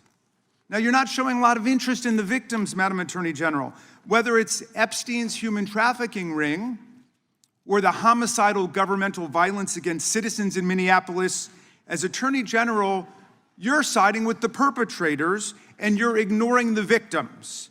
That will be your legacy unless you act quickly to change course. You're running a massive Epstein cover-up right out of the Department of Justice. You've been ordered by subpoena and by Congress to turn over 6 million documents, photographs, and videos in the Epstein files, but you've turned over only 3 million. You say you're not turning over the other 3 million because they're somehow duplicative, but we know that there are actual memos of victim statements in there, and you also took down the Department of Justice's prosecution memo from 2019. So it's clearly not all duplicative, but even if it were, why not release it? Just release all the duplicative stuff. In the half you did produce, you redacted the names of abusers, enablers, accomplices, and co-conspirators, apparently to spare them embarrassment and disgrace, which is the exact opposite of what the law ordered you to do. Even worse, you shockingly failed to redact many of the victims' names, which is what you were ordered to do by Congress. Some of the victims had come forward publicly, but many had not. Many had kept their torment private, even from family and friends, but you published their names, their identities, their images on thousands of pages for the world to see. So you ignored the law, and even with over 100,000 employees at your disposal, you acted with some mixture of staggering incompetence, cold indifference, and jaded cruelty towards more than 1,000 victims raped, abused, and trafficked. This performance screams cover-up. Convicted sex trafficker and groomer Ghislaine Maxwell opened the gates of hell to Virginia Giuffre and hundreds of other victims, as Virginia recorded in her remarkable book, Nobody's Girl. But when Maxwell was subpoenaed to come testify before Congress, you and Todd Blanche quickly moved her from a higher security prison to a minimum security camp in Texas, where she's enjoyed 5-star treatment, including catered meals, private gym time, and access to a therapy puppy. All because Todd Blanche, who's utterly failed to investigate the monstrous crimes of Epstein and Maxwell's co-conspirators, spent 9 hours with Maxwell and satisfied himself that she would have nothing untoward to say about Donald Trump, which is your only real interest in the matter, based on institutional performance. But abandoning victims and coddling perpetrators is what you do best. When the FBI opened a criminal investigation into the brutal killing in Minneapolis of Renee Good, a poet and 37-year-old mother of 3, by Trump's masked paramilitary ICE agents, you shut it down. You claim you're investigating the cold-blooded murder of Alex Preddy, an ICU nurse at the VA. But how can we trust the administration when the president and Kristi Noem called Preddy a domestic terrorist and Stephen Miller called him a would-be assassin? Not only do you refuse to share evidence with the state and local investigators and prosecutors in Minnesota, you have blocked their access to the crime scene and the evidence. How are you seeking justice for Marimar Martinez, the Montessori school teacher in Chicago who was shot 5 times by a Border Patrol agent who bragged about it on text? Or the family of Keith Porter, a father of 2 shot and killed by an off-duty ICE agent in LA? Or the family of Silverio Villegas Gonzalez, shot and killed in Illinois minutes after he dropped his kids off at school? There's no sign of any movement at the Department of Justice. You even launched a criminal investigation into Renee Good's grieving widow. How sick is that? Yeah. But it's even worse. You've turned the People's Department of Justice into Trump's instrument of revenge.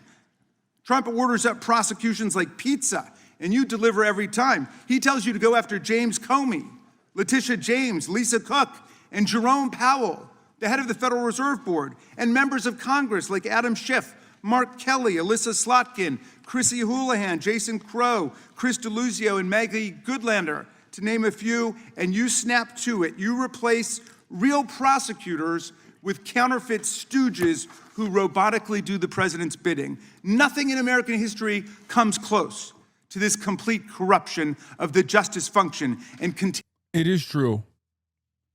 Like, the American government has always been a ruthless administrative apparatus that has overseen so much death and destruction.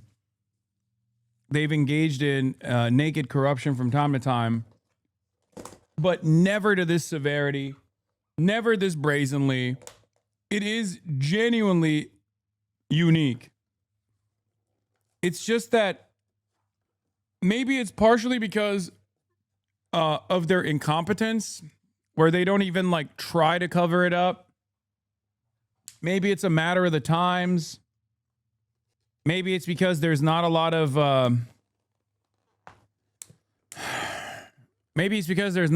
investment or interest in holding people to account. I mean, this shit makes Nixon's Watergate look like just a normal day in office. I mean, Donald Trump, the shit that Donald Trump has pulled off on a daily basis, it makes Watergate look like the least corrupt thing of all time. I guess the only reason why Watergate even had impact was because at that time, at that point, there was this notion that like the American government is supposed to be above such endeavors, you know? And because of that, in order to maintain the dignity of the office, like there had to be a resignation. Yeah, it makes Watergate look like stolen office supplies, dude.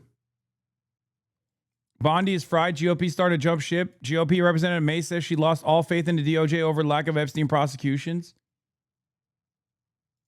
Soviets existed. So? Asmongold is actually trashing Bondi so hard it's funny to see. Hell yeah. Yeah, baby.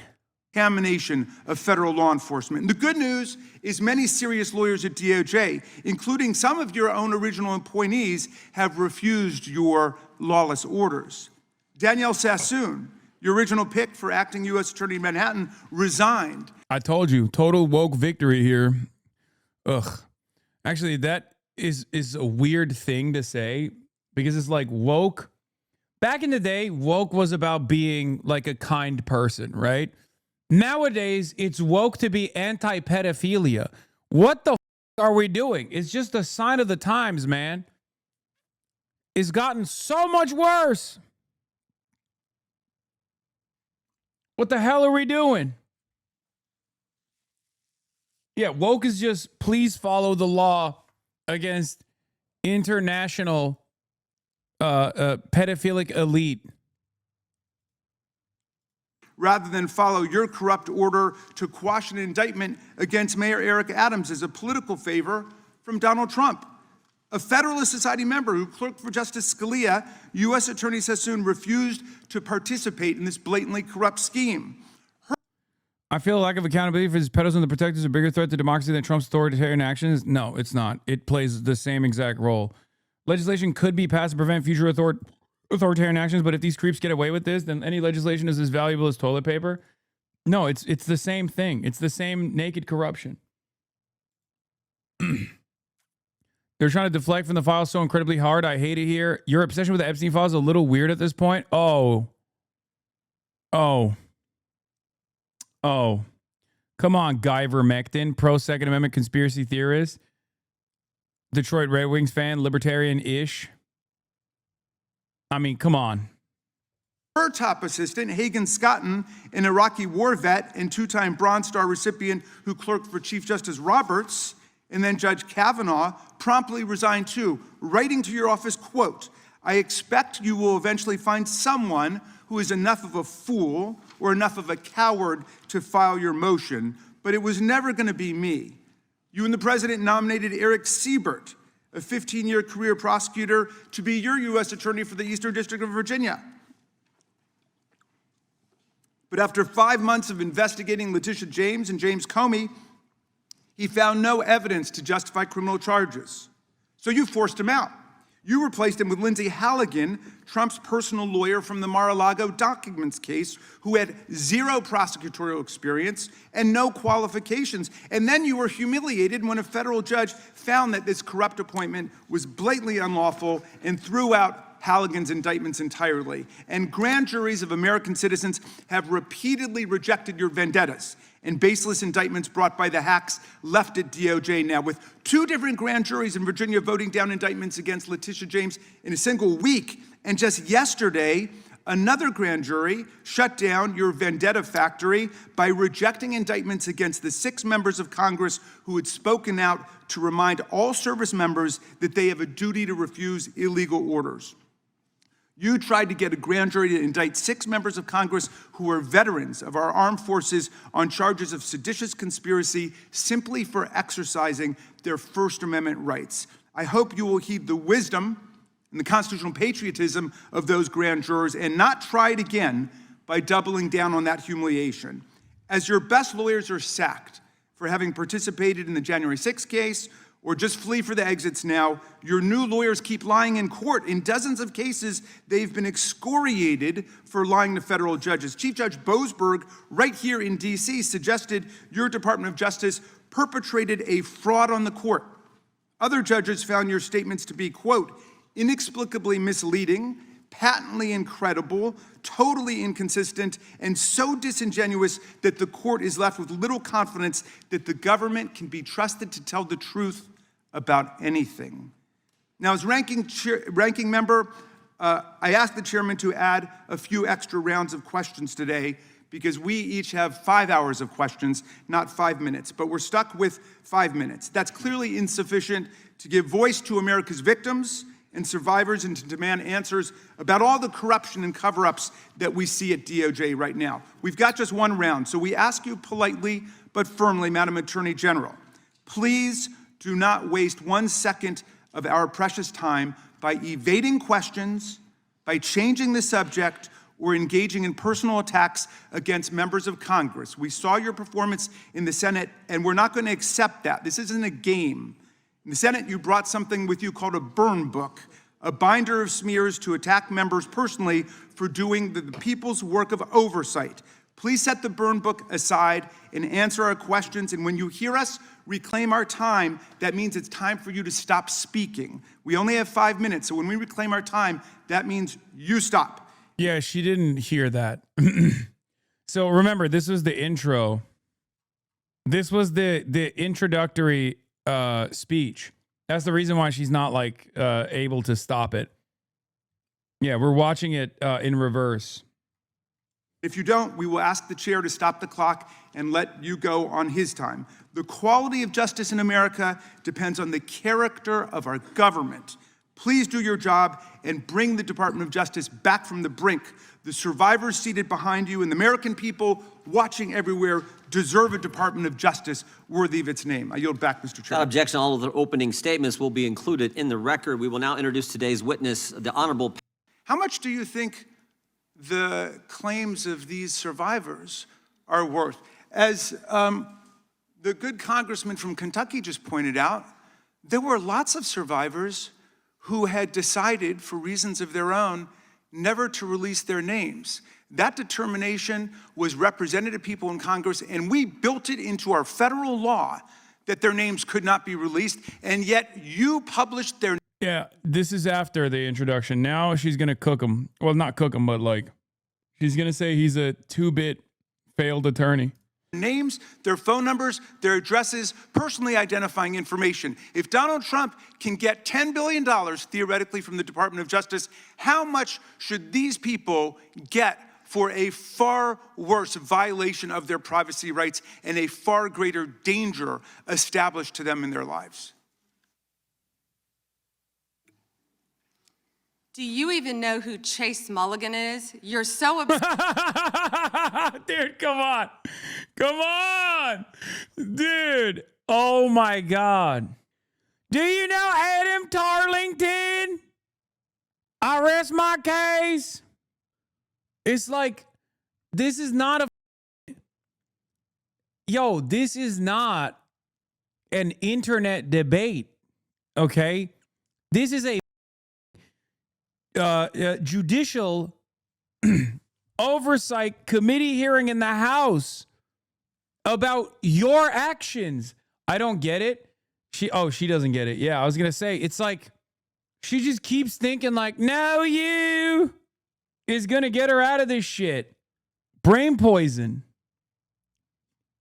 Obsessed with you. Don't, do you? I'm going to teach you the rules again. You're the Attorney General of the United States. We have rules here. You're obsessed with him. You're the Attorney General of the United States. With And the rules. obsessed with You're obsessed with my man, Donald Trump.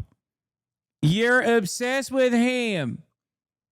Stop using my man, Donald Trump, in vain. He is the Holy Lord.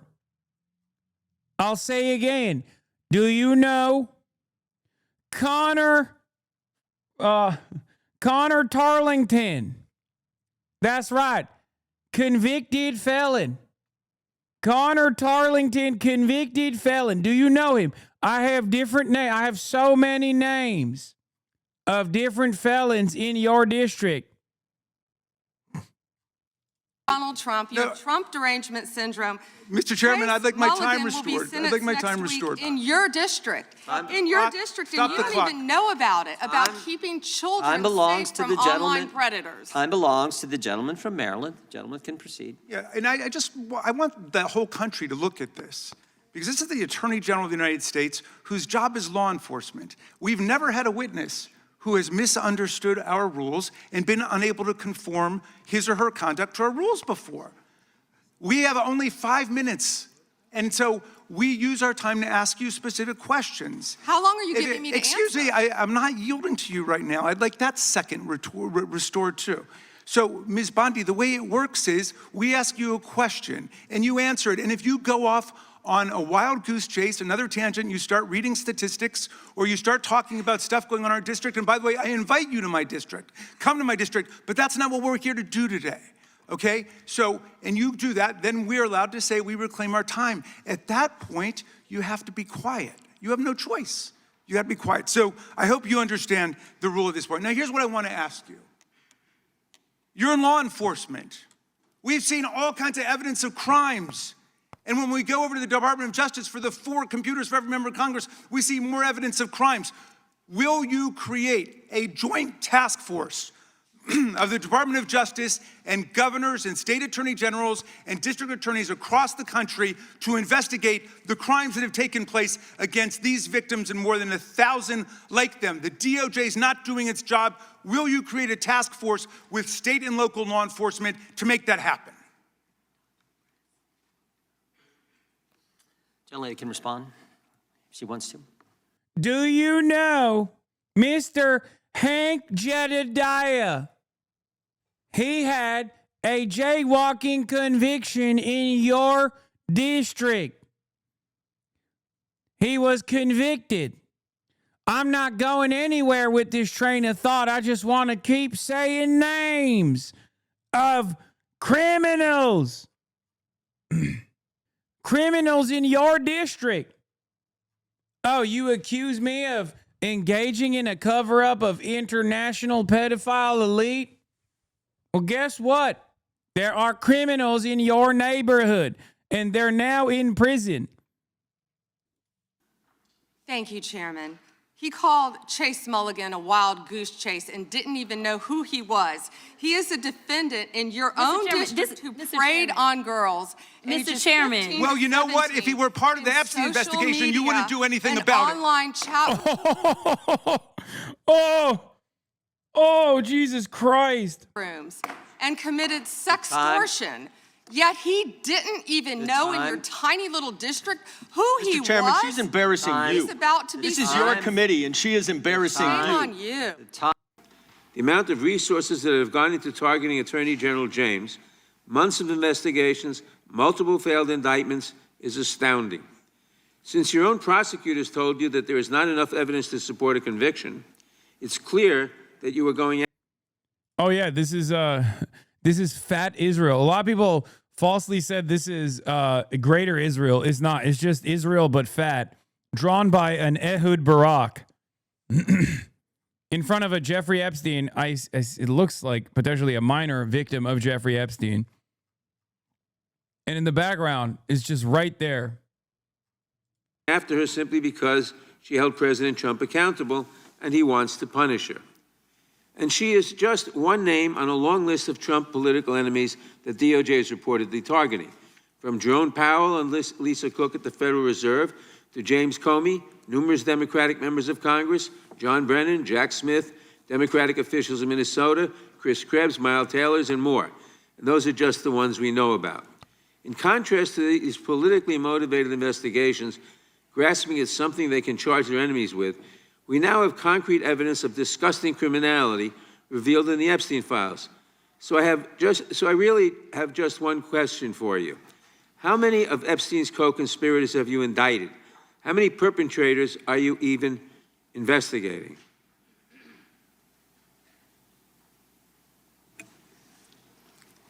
First, You showed it. I find it. How many have you indicted? Excuse me. I'm going to answer the question. Answer my question. No, I'm going to answer the question the way I want to answer the question. No, Your you're going to answer the theatrics are question the way I ridiculous. asked it. Chairman Jordan, I'm not going to get in the gutter with these people, but I'm going to answer the question. How many have you indicted?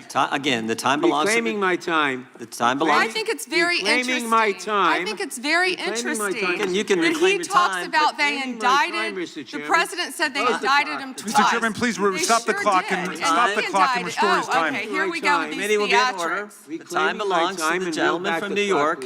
We will give you a few more seconds. We will do that. But when you ask a question, the witness gets to answer. You may not like the answer, but she gets to The answer. question was, how many of Epstein's... They don't like the answer, Chairman. Reclaiming my time. Because it's honest. So he asked a Reclaiming my 4-minute time. question. Restore 45 and seconds I to am Mr. Nadler, going please, to Mr. Chairman. Answer. You can let her filibuster all day long, but not on our watch. Not on our time. No way. And I told you about that, Attorney General, before you started. You don't tell me Yeah, I anything, did tell you because we saw what you did in the Senate. Lawyer, not even a lawyer. Committee will be in order. Time, and I should get back at least 45 seconds. We will give you a few more seconds. I Not said a that few more, already. 45 seconds. Okay, I'm timing right now, Mr. Nadler. Go All ahead. right. My time. The answer to my question, how many of Epstein's co-conspirators has she indicted, is 0. You have been the Attorney General for a whole year, and your DOJ fired the lead prosecutor of this case, sat on evidence this entire time, and claimed falsely last July that there were no more leads. It took an act of Congress for you to finally release part of the Epstein files, and when you did, you included personal information about the victims while protecting the names of abusers. Time of the gentleman None has of the perpetrators expired. have been brought to justice, but enormous resources Time have been of the dedicated gentleman to has pursuing Trump's expired, enemies. and It's obviously clear there that was- under your leadership, the Department of Justice There no was longer no works with question American in there. people. It works Jim Jordan doing what he does best. Participating in the cover-up. Participating in the cover-up of sex criminals once again. This is the reason why I brought it up earlier. This is what Jim Jordan is good at. This is what he did before he got into Congress. And now we know why he's in the position that he's in. He's Mr. Pedophilia Defender. Ohio pedophiles, too. Once again, this time it's a different Ohio pedophile, but one that was still connected to the previous Ohio pedophilia scandal that he was a participant in. Donald Trump. I yield back. The gentleman yields back. First, he brought up the president saying they indicted me twice. They sure did. They tried to impeach him twice. And you, Mr. Nadler, were one of the leads on the impeachment. I was on the other side. I lived that with you. During impeachment, you said the president conspired, sought foreign interference in the 2016 election. Robert Mueller found no evidence, none, of foreign interference in 2016. Have you apologized to President Trump? Have you apologized to President Trump, all of you who participated in those impeachment hearings against Donald Trump? You all should be apologizing. You sit here and you attack the president, and I am not going to have it. I'm not going to put up with it. You know, all they want to do, the American people need to know this. They are talking about Epstein today. This has been around since the Obama administration. This administration released over 3 million pages of documents, over 3 million, and Donald Trump signed that law to release all of those documents. He is the most transparent president in the nation's history. And none of them asked Merrick Garland over the last 4 years one word about Jeffrey Epstein. How ironic is that? You know why?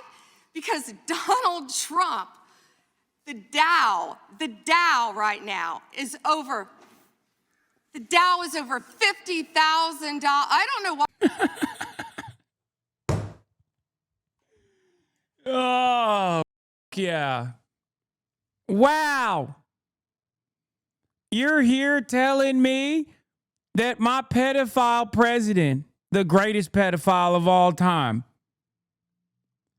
is directing me, his loyal servant, to protect all of his other pedophile butt buddies Well, I'm here to tell you that those same pedophiles are making so much money on the stock market, sir. Do you understand how much those pedophiles are also getting wealthier in the hands of the pedophile presidency? I'm going to use this excuse as anytime someone asks me why I've done something wrong. Why you're laughing, you're a great stock trader, as I hear, Raskin. The Dow is over 50,000 right now. The S&P at almost 7,000. And the NASDAQ smashing records. Americans' 401ks and retirement savings are booming. That's what we should be talking about. We should be talking about making Americans safe. We should be talking about, what does a Dow have to do with anything? That's what they just asked. Are you kidding? Somebody say you're a sex criminal. What are you going to say? Nuh-uh. Yeah, it turns out we are saying that. Like, we are hearing people say that. It turns out you just say, first you say nuh-uh, and then you say, no, you. Wait, Melania to... Big scoop here. This email has been confirmed to be written by Melania Trump. Dear G, how are you? Nice story about Jeffrey Epstein in New York Mag. You look great on picture. I know you are very busy flying all around the world. How was Palm Beach? I cannot wait to go down. Give me a call when you are back in New York. Have a great time. Love, Melania. Remember, we now know that when people say like Melania's a mail order bride or whatever, like, just remember, okay, chill. Just remember that Melania Trump literally was a Jeffrey Epstein, was a Jeffrey Epstein affiliate. Jeffrey Epstein, by way of the guy, what's his name? Jean-Luc Bernard? No, was it Bernard? Whatever. Brunel, Jean-Luc Brunel. Was introduced to Donald Trump. Not Mélenchon chatters.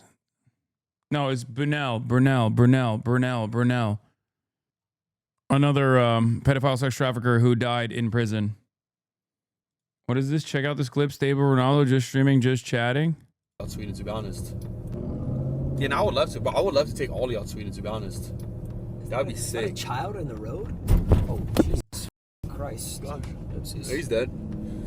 Well, that's his brother right in front of us, I think. This? Oh, that was a bigger one. Oh, I don't know why you sent me that clip, but Stable Ronaldo is very funny.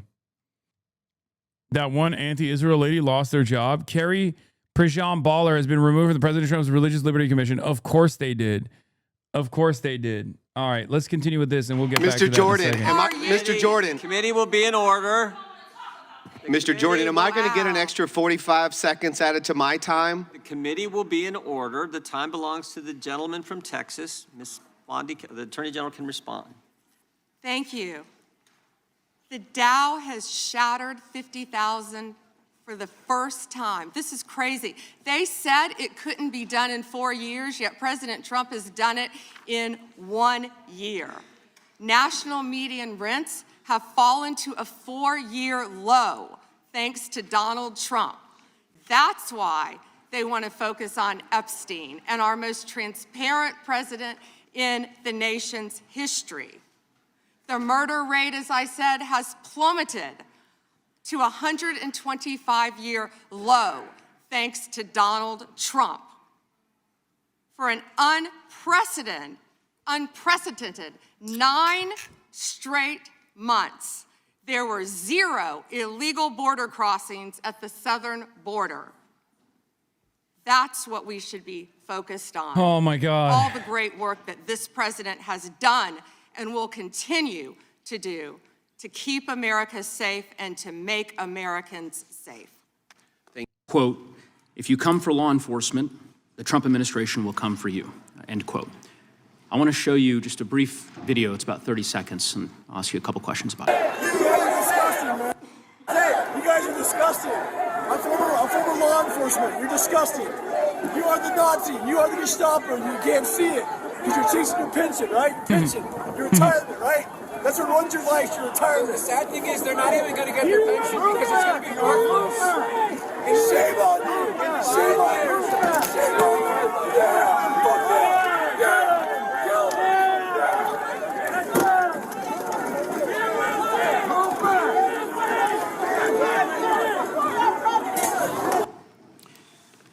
Attorney General Bondi, that man works for you now, right? Who was that, Congressman? Oh my God. Wait, what? Okay. I didn't think they were going there. What? Hey, yo, what?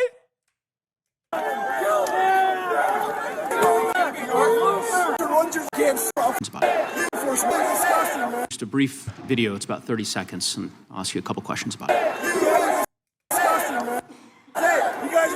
A January 6er that's calling the cops Nazis is now working for the Department of Justice? Oh my God. Who was that, Congressman? The man in that video, the one who was in the police-worn body. She's supposed to know every J6er that works for her? I mean, if he can find it. Yeah. Kind of, yeah. I think it'd be good to do a background check. You're the Attorney General. What are you talking about, dude? Like, you say shit like this. You say the joke is her office is full of J6ers. You say shit like this, but like, could you get a job if you committed a crime? You know what I mean? You can't even go and work at McDonald's. What are you talking about? Are we just now anti-background check for federal law enforcement now? That's where we're at? Cam footage, the one allegedly yelling, "Kill him," at police officers on January 6th. His name is Jared Wise. He does work for us. He works for you at the Department of Justice. He does. This is an individual whom a federal grand jury indicted for 2 felonies and 4 misdemeanors related to his... He wasn't even randomly there. Bro, he was indicted. Oh my God. Oh, that's so sick, dude. That's awesome. Oh, that's great. In the attack on January 6th. One of those charges was forcibly assaulting, resisting, opposing, impeding, intimidating, and interfering with police with the intent to commit another felony. This is who you choose as the chief law enforcement officer of the United States of America to hire at the Department of Justice. Someone on video yelling, "Kill him," at police officers, right? I believe he was pardoned by President Trump. Oh, he was. That makes it so much better. Oh, that's awesome. I believe he was pardoned by President Trump. Oh, shit, my bad. Oh, that's so sick. That's so sick. What can you say? I mean, remember, this entire hearing is about Donald Trump misusing the law and defending his buddies, and how the Attorney General is basically doing exactly that at his command. Pardoned. You're right. You're right. Pardoned by President Trump for his offense. Pardoned for yelling, "Kill him," at police officers. And yet you expect hardworking police officers across the country to believe that you take law enforcement seriously. You could imagine the reaction of so many folks across the country hearing the chief law enforcement officer of the United States refuse to even condemn what that individual whom you've now hired did. But in any event, let's talk a little bit about some of the other divisions within the Department of Justice and what's happened over the last year. You're familiar with the public integrity section of the DOJ's criminal division. I think it's referred to as PIN. Is that right? Yes. Okay. Do you know which presidential administration under which the PIN was first created?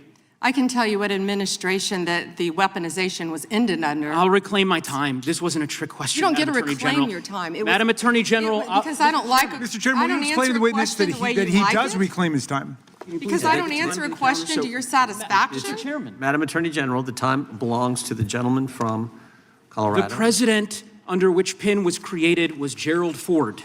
It was created after Watergate. I'm not asking a question, Madam Attorney General. The administration under which it was created was Gerald Ford. When you first started as the Attorney General of the United States, there were 35 people working in that office. There are now 2 people working in that office because you have gutted it. How many people work for the National Cryptocurrency Enforcement Team in the criminal division today? Can I answer the question about PIN? I've asked you a question. How many You've people asked me a question, but you don't How want many the people answer. work I'm not for the gonna answer your National questions the way you Cryptocurrency want. Enforcement Team? You won't answer how many I'll people? answer PIN. You. PIN will not be you know what? weaponized. You know what? What's Madam funny Attorney about General, this? I'll say to the chairman. What's funny about Mr. Chairman, this? you know what the answer is? And I think I What's understand funny why the about Attorney General this? does not want to answer the question. Because you eliminated the National Cryptocurrency Enforcement Team last year. So I understand why you don't want to tell the American people who works there. Yeah, I no one understand works why there you don't want to anymore, talk about Madam Mohammed Attorney Solomon General. in So, your district. In any event, who I will murdered.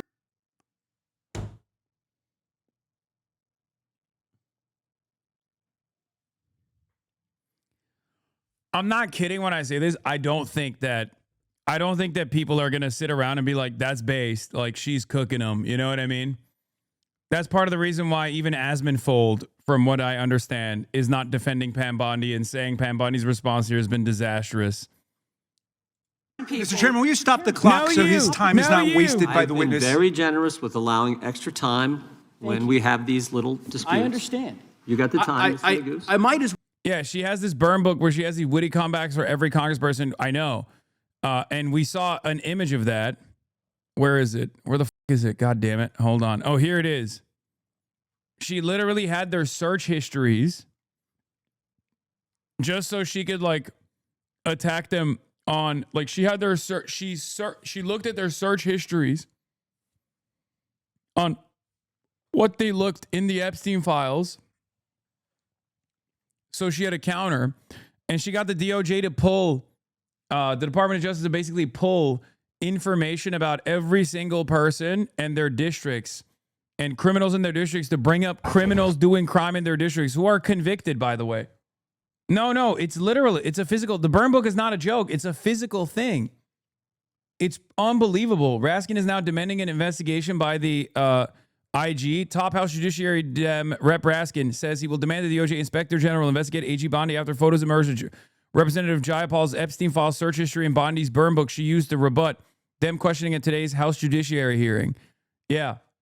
They're so stupid, bro. I mean, they are so dumb. They are so unimaginably dumb. It is unbelievable. You can joke about Pam Bondi's ridiculous unprofessionalism all you want, but I'm deeply shocked by it. She acts as if she fears absolutely no consequences. I mean, she doesn't.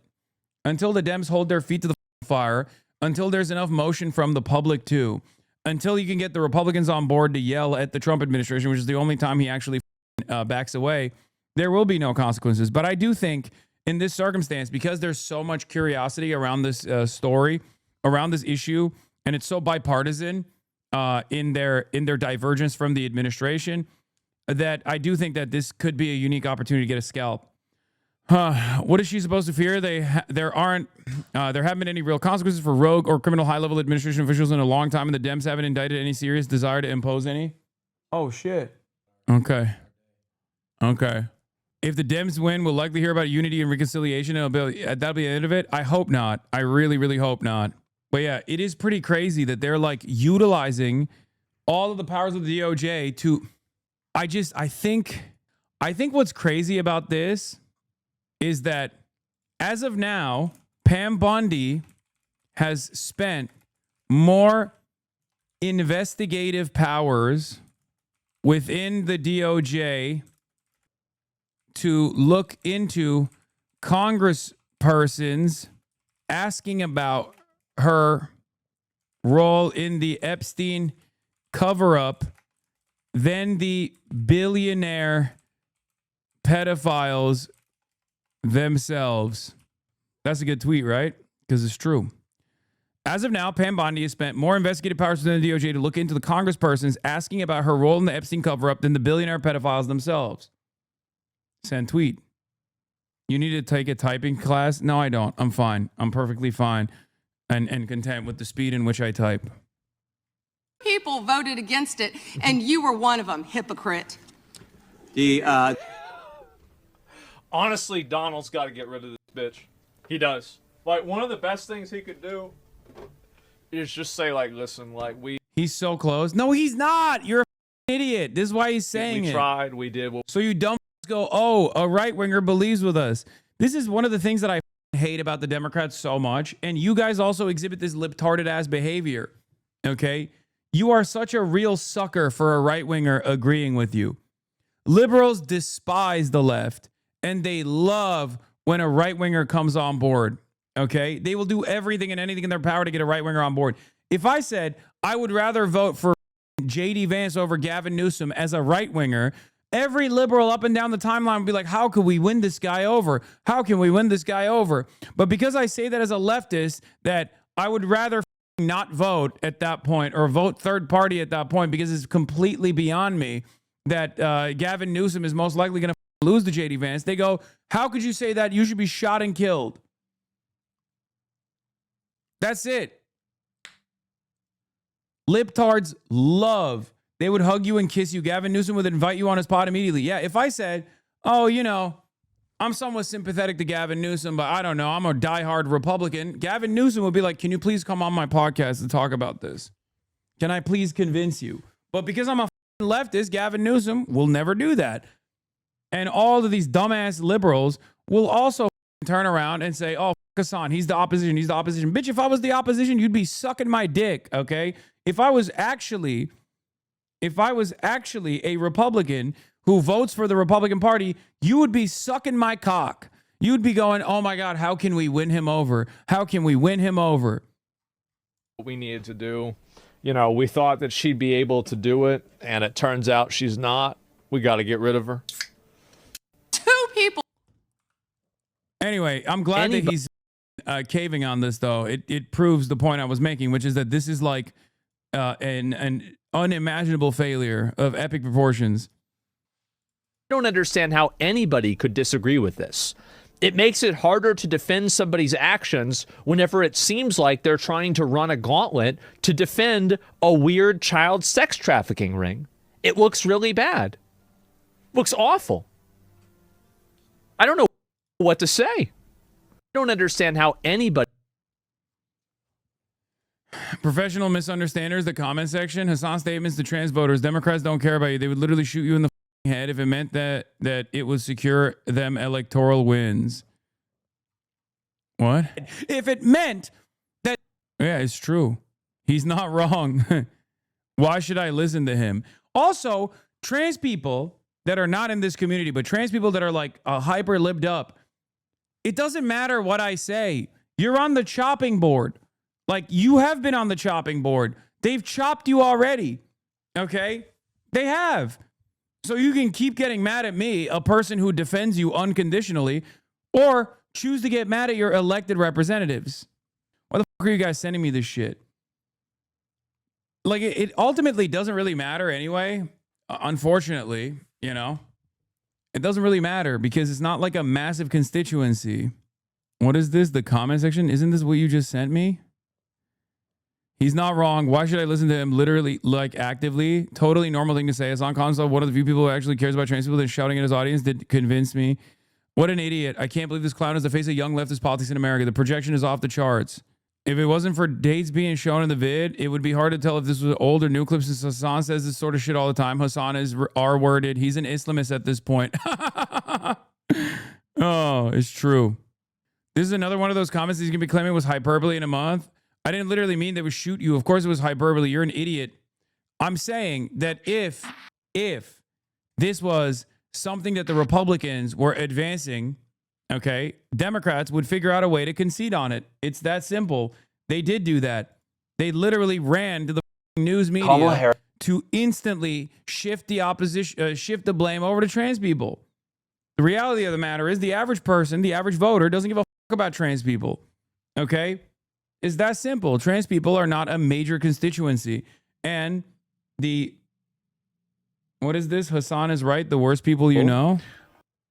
Everyone is mad at this clip. Okay, I'll take it. The immediate hostility when he dared to go against the groupthink law. Hasan never cared about anything except how people are viewing him. Even Kai is shocked about that. I love how they eat themselves. Who knew that the champagne social is the only champagne that doesn't want to be socialist? What? Bro failed a big purity test. Oh, brother, wait till these guys find out that liberal Democrats oftentimes hate me more than they hate the right.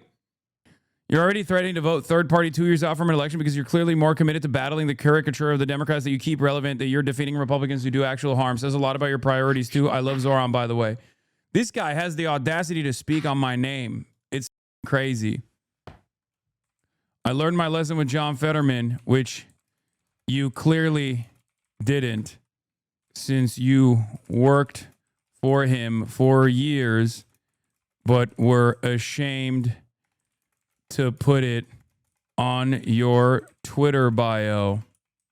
Democrats keep you relevant.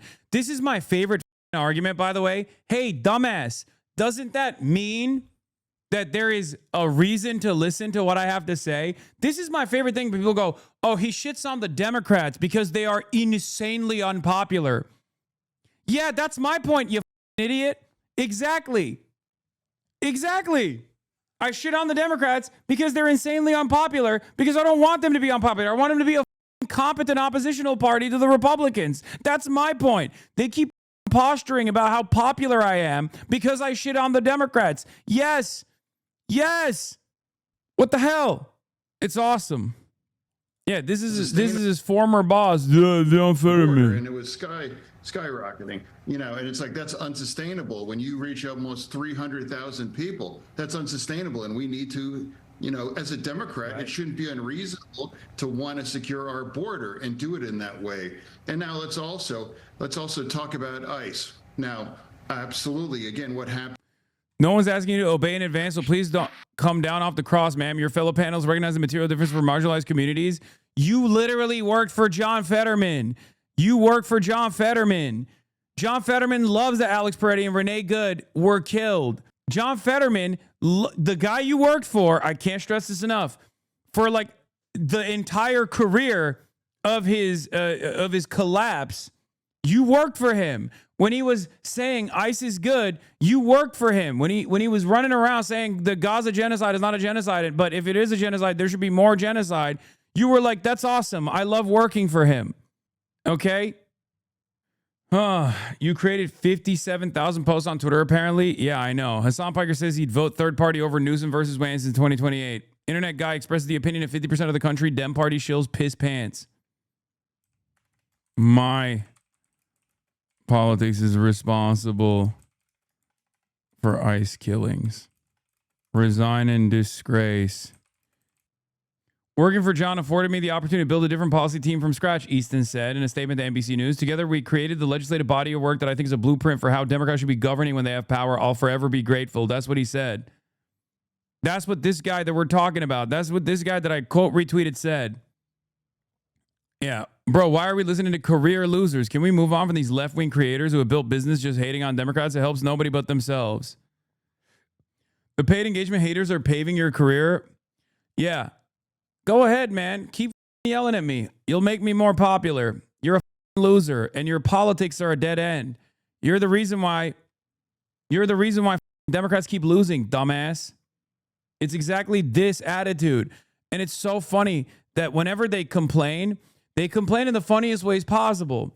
They complain and keep saying over and over again, Hasan is so popular because he shits on the Democrats. Yeah, exactly. I do. I shit on the Republicans a lot more than I shit on the Democrats, but it turns out there's an appetite for that. One must ask the question, why? And I don't shit on all Democrats. There's plenty of Democrats I don't shit on. There's plenty of Democrats I work with, as a matter of fact.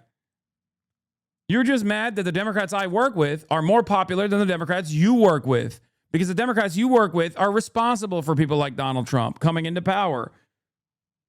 But it's cool because once again, these guys still turn around and say, hey, we love Zoran Mamdani. Good. You will genuflect at the end. Okay. We'll win in the primaries and then you'll suck it the up and you'll become a loyalist. Now, of course, that's not the case, because Zoran Mamdani had a lot of setbacks from establishment Democrats as well. You know, remember, Zoran Mamdani also did not endorse Kamala Harris, if I'm not mistaken. I can't remember right now, but I'm pretty sure he also refused to endorse Kamala Harris. But they love him now. What happened? Here's the thing. Okay, it's not even about winning the primaries because after the primary victory happens, they will still turn around. Please address what? Pepela? Chat, I'm a little late on this. Okay, we're not addressing that. I didn't even know that Pepela was like taken out. It's been literally gone for 4 years. Well, we have Bebela. It's been years. Read the room chat. Who you vote for is a very personal decision that's entirely to you. It's called democracy, but there's also a reason why nobody has the right to know who you vote for. If you talk about publicly, there will be opinions. Wait, what? Yeah, I know. I know. I don't mind having this conversation. What I mind is, yeah, Mamdani refused to back Biden or Harris. He's not entitled to Democrats backing now. Here's the thing. Left-leaning New Yorkers plan a primary protest vote against Biden's war policies. No, that was in the primary. This is in the general. Okay? And he won anyway. My point is, it's not even about just winning the primary. Then you have to win the general. And the Democrats, in some instances, will launch an opposition against you in the general, too. And then when you win in the general, that's when they suck your dick. Even in the clip in the question, they're mad at you and not Jennifer Welch, even though she agreed with you. They want her demo to vote Democrat so they won't scold her, but they also refuse to accept that she agrees with you because her demo agrees with you too. Yeah, I mean, to be fair, at the end of the day, Jennifer will definitely vote for any Democrat over any Republican. She'll shit on the Democrats that are demanding those votes, but she will. And I think that's all they care about at the end of the day. They don't. Everything else is bullshit. They care about you genuflecting. And the reason why they get so mad is because I refuse to do so. And that's the problem. Okay? How do you win someone like myself? What? Ignored. What is this? Liberal. Happy fun, la la la. Human smuggling, fentanyl deaths, forced government euthanasia. Thank you, Chatter, for sending me that. I really needed that. Anyway, establishment Dems want to corner people into supporting their candidate choice who will perpetuate the same problems that led to this and still blame anyone but themselves. Maybe it's time for you to step out of your echo chamber and observe what real people actually want and not what your online echo chamber tells you is popular. Like, this is so funny. Like, when saying, stop trying to wiggle out of this. Like, what am I trying to wiggle out of, dumbass? The f*** are you talking about? I said what I said. You know? They think that they have something here where they're like, stop trying to wiggle out of this. This is how the higher ups talk about Gojo. Liberal. Okay.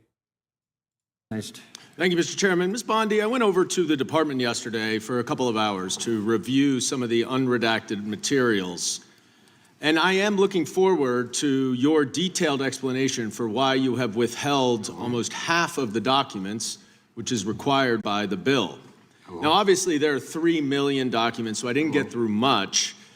But one thing I didn't see was the client list that you said you had on your desk a year ago. I did, however, find a couple of important documents. An 86-page prosecution memo from the Southern District of New York and a draft indictment from Florida against Jeffrey Epstein's co-conspirators. For reasons that I cannot understand nor are permitted by the bill, they were still redacted, even for members of Congress. So, Ms. Bondi, will you commit right here to immediately providing those 2 documents in unredacted form to members of Congress? Not a complicated question. Well, I guess it is for you because you have a law degree and those are privileged. Okay, they're not privileged, but we will discuss that later. I also found an email that I have right here from Jeffrey Epstein to Ghislaine Maxwell that was unredacted, and it included notes of statements that Donald Trump made about his prior relationship with Jeffrey Epstein. Now, there is no reason for this to be hidden from the American people. There is no privilege, there is no attorney-client privilege, and I see you're checking with your staff, and I can assure you, staff, this is not under attorney-client privilege because it was sent from Jeffrey Epstein to Ghislaine. Congrats, Hassan. This stream has successfully converted my 70-year-old father to your worldview. Hell yeah. We'll take those. We'll take those. Maxwell, will you commit to publicly provide... Like, this kind of argument is so stupid. Brianna Wu, I don't think there's a single trans person that cares about you. Like you had already drawn a line in the sand about how little you give a fuck about trans people. Your politics is exactly what I'm against. The type of politics as a trans woman that dictates that we can actually coalesce and align with transphobes. This is my problem. I despise that shit. Okay? Brianna Pooh is so funny. I wonder what percentage of trans Americans agree with my worldview rather than like the high profile libs. Like I genuinely wonder, because 14% of this community is trans. We have a overrepresentation of trans people in this community, right? Like 1% of the public is trans, 14% of the Hasanabi community is trans, right? It's so stupid where these people will be like, I am the mayor of trans folk, you know? And you should, as a trans person, I'm an assimilationist. It's so stupid where these people will always be like, trans people, stop listening to him. He doesn't care about you. It's like, you think these people are stupid? You think these trans people are dumb? Like they have no capacity to make up their own mind? Like the fuck are you talking about? Like you think they're babies where they're like, oh, you've been deluded into thinking that this person is on your side. First of all, every trans person knows that being pro-trans is not like a marketable position. Like that's not even a thing that you put out there to be like, oh, look at me. Even at peak woke, it wasn't a marketable position. You do that unconditionally because trans people are our neighbors. They're a part of our community and they're just being attacked for no reason. They're being made to be a villain in American society for no reason. You don't do it because there's like additional benefits that come from big trans, no matter how much like the likes of Dave Chappelle make it seem like there's an alphabet mafia that will come and knock down your door. It's so stupid. It's so dumb. So that's why I'm always confused when they're like, Hasan is secretly a transphobic person. First of all, why would that be a secret? I'd be openly. It's like saying Hasan is secretly pro-Palestine. Okay? Or, well, I guess no, secretly pro-Israel. Newsweek, Hasan Piker defense saying he vote third party over Gavin Newsom in 2028. Let's go. Newsweek reached out to Piker and a Newsom spokesperson for a comment via email. Although 2028 presidential race is years away, prospective candidates like Newsom are already garnering attention and speculation about their plans. The Democratic primary threatens to be divisive. There's no clear consensus candidate, and numerous politicians are expected to jump into the race. Piker's remarks reveal division among Democrats and progressives over the party's future. Many moderate Democrats believe former Vice President Kamala Harris lost because swing voters viewed her as too liberal. But progressives are very concerned about the policies of the candidates like Newsom. Progressives like Piker sitting out the election or backing third-party candidates could complicate Democrats' path to retaking the White House. Piker, a streamer who's popular among Gen Z progressives, said he would be unlikely to back Newsom in a hypothetical matchup against J.D. Vance in 2028 race during an interview on the I've Had It podcast with Jennifer Welsh. Welsh and Austin Show, another popular progressive streamer, both said they would vote for Newsom. Piker, however, said he'd probably vote third party. At that point, it doesn't even matter, he said. My policy on this is the same as my refusal to endorse Kamala Harris. The reason why I did not endorse Kamala Harris is she did things that were not only unproductive, but also unconscionable. I still stand on that. I still talk about it all the time because people constantly bring it up. He said if there's no singular force capable of making or breaking an election, if he had the power to do so, it would be the most idiotic thing in the world not to listen to my demands, he added. Campaigns, he said, are competing with the couch. If the Democratic Party nominated Newsom, essentially with progressive opposition, as he believes they did in 2016, 2020, and 2024, then they just don't care, Piker said. Welsh pushed back on that. She says she agrees with Piker on the criticism of the Democrats, but she would crawl to 10 feet of concrete to vote for Newsom, despite believing he is duplicitous and a hypocrite. Piker's remarks went viral, garnering 3 million views on X and divided the Democrats. He responded on Wednesday with a series of posts. The midterms just started and y'all are crying about the general. Do you want free healthcare? Do you want free college? Do you want to stop Israel? I'll vote for anyone who sincerely believes in making that happen, he wrote.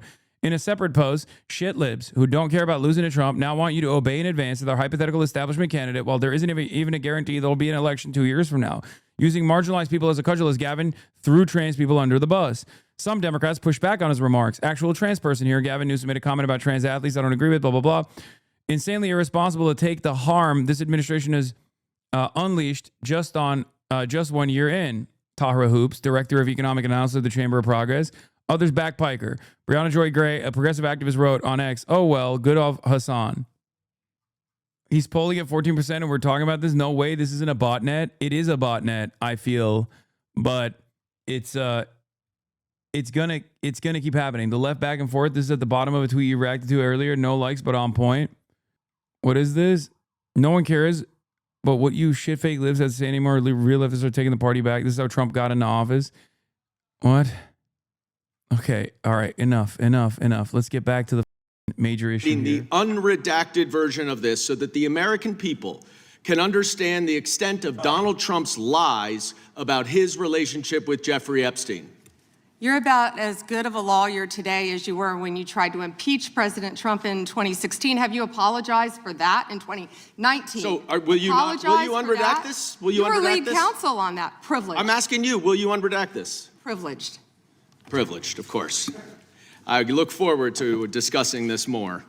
Now, these are obviously improper redactions. And let me stop for a minute. I'm talking. If they're not privileged, quiet. Don't yell at me. If they're not Mr. Chairman, would you stop the clock? This is on your time. It's not on Mr. If Goldman. they're not Even though privileged, you used your if we review improper them and they're not- redactions you'll like my answer. to If we continue review to them and they're not protect privileged, Donald Time belongs to we the will member. be happy to release them. We'll after stop the review. clock. We'll stop the clock. Time belongs to the member. Go ahead.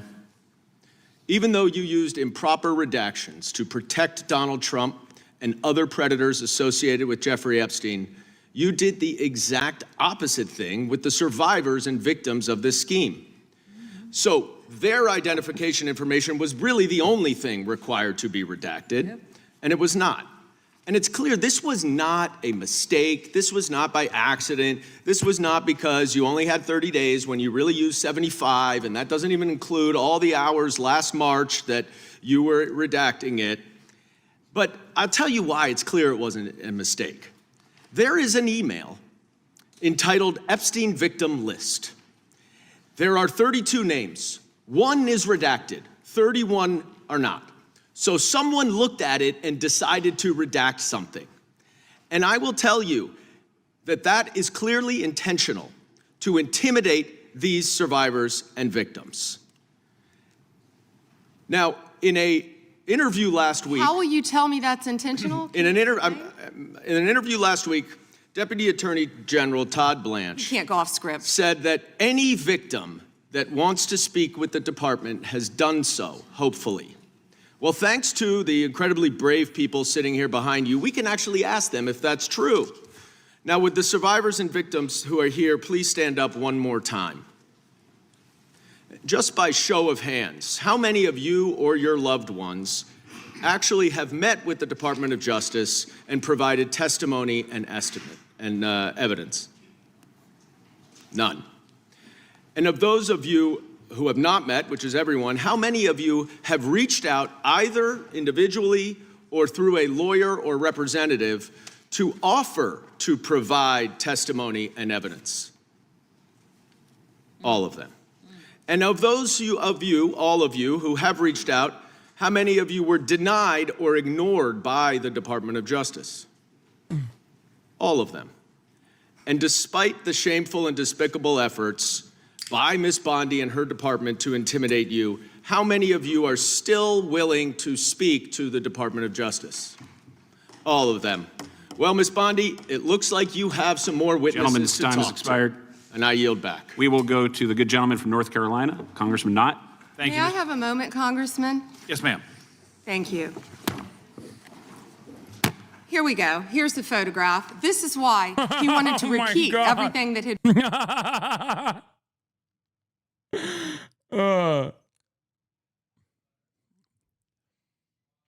Bro, she has one move, dude. been said previously on Epstein. This is his state, New York. You probably don't even know who this is. Wahid Mohammed from Afghanistan. Yes, because I'm no longer a prosecutor. Convicted of assault. Wow, he represents New York. Wow, yet he doesn't care about the illegal aliens convicted of crimes. Assault and homicide. No longer a prosecutor, so he doesn't care about his constituents. Here we go. Arson, El Salvador, Miguel Palacios. It's so funny because technically she keeps showing that these Democrats that she's yelling at are overseeing districts that are engaging in the basic competence that she fails to deliver, which is prosecuting sex criminals.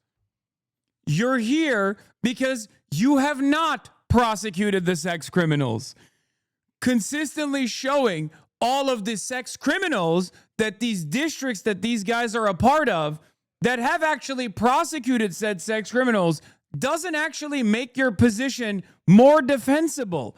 As a matter of fact, I would probably shy away from exposing said irony over and over again as a mechanism of self-defense. Anytime she brings up another sex criminal that has been prosecuted and is in jail, I think to myself, well, clearly you're not doing that. And it's just reminding me that you're not doing that. Carmen Flores Ramales, Mexico, rape. Let's talk about the 70% of immigrants who are detained without a criminal conviction or arrest. Stop the clock. Stop the clock. Time belongs to Congressman Knott. Hasan Reaction is one of the best ones in the React channel.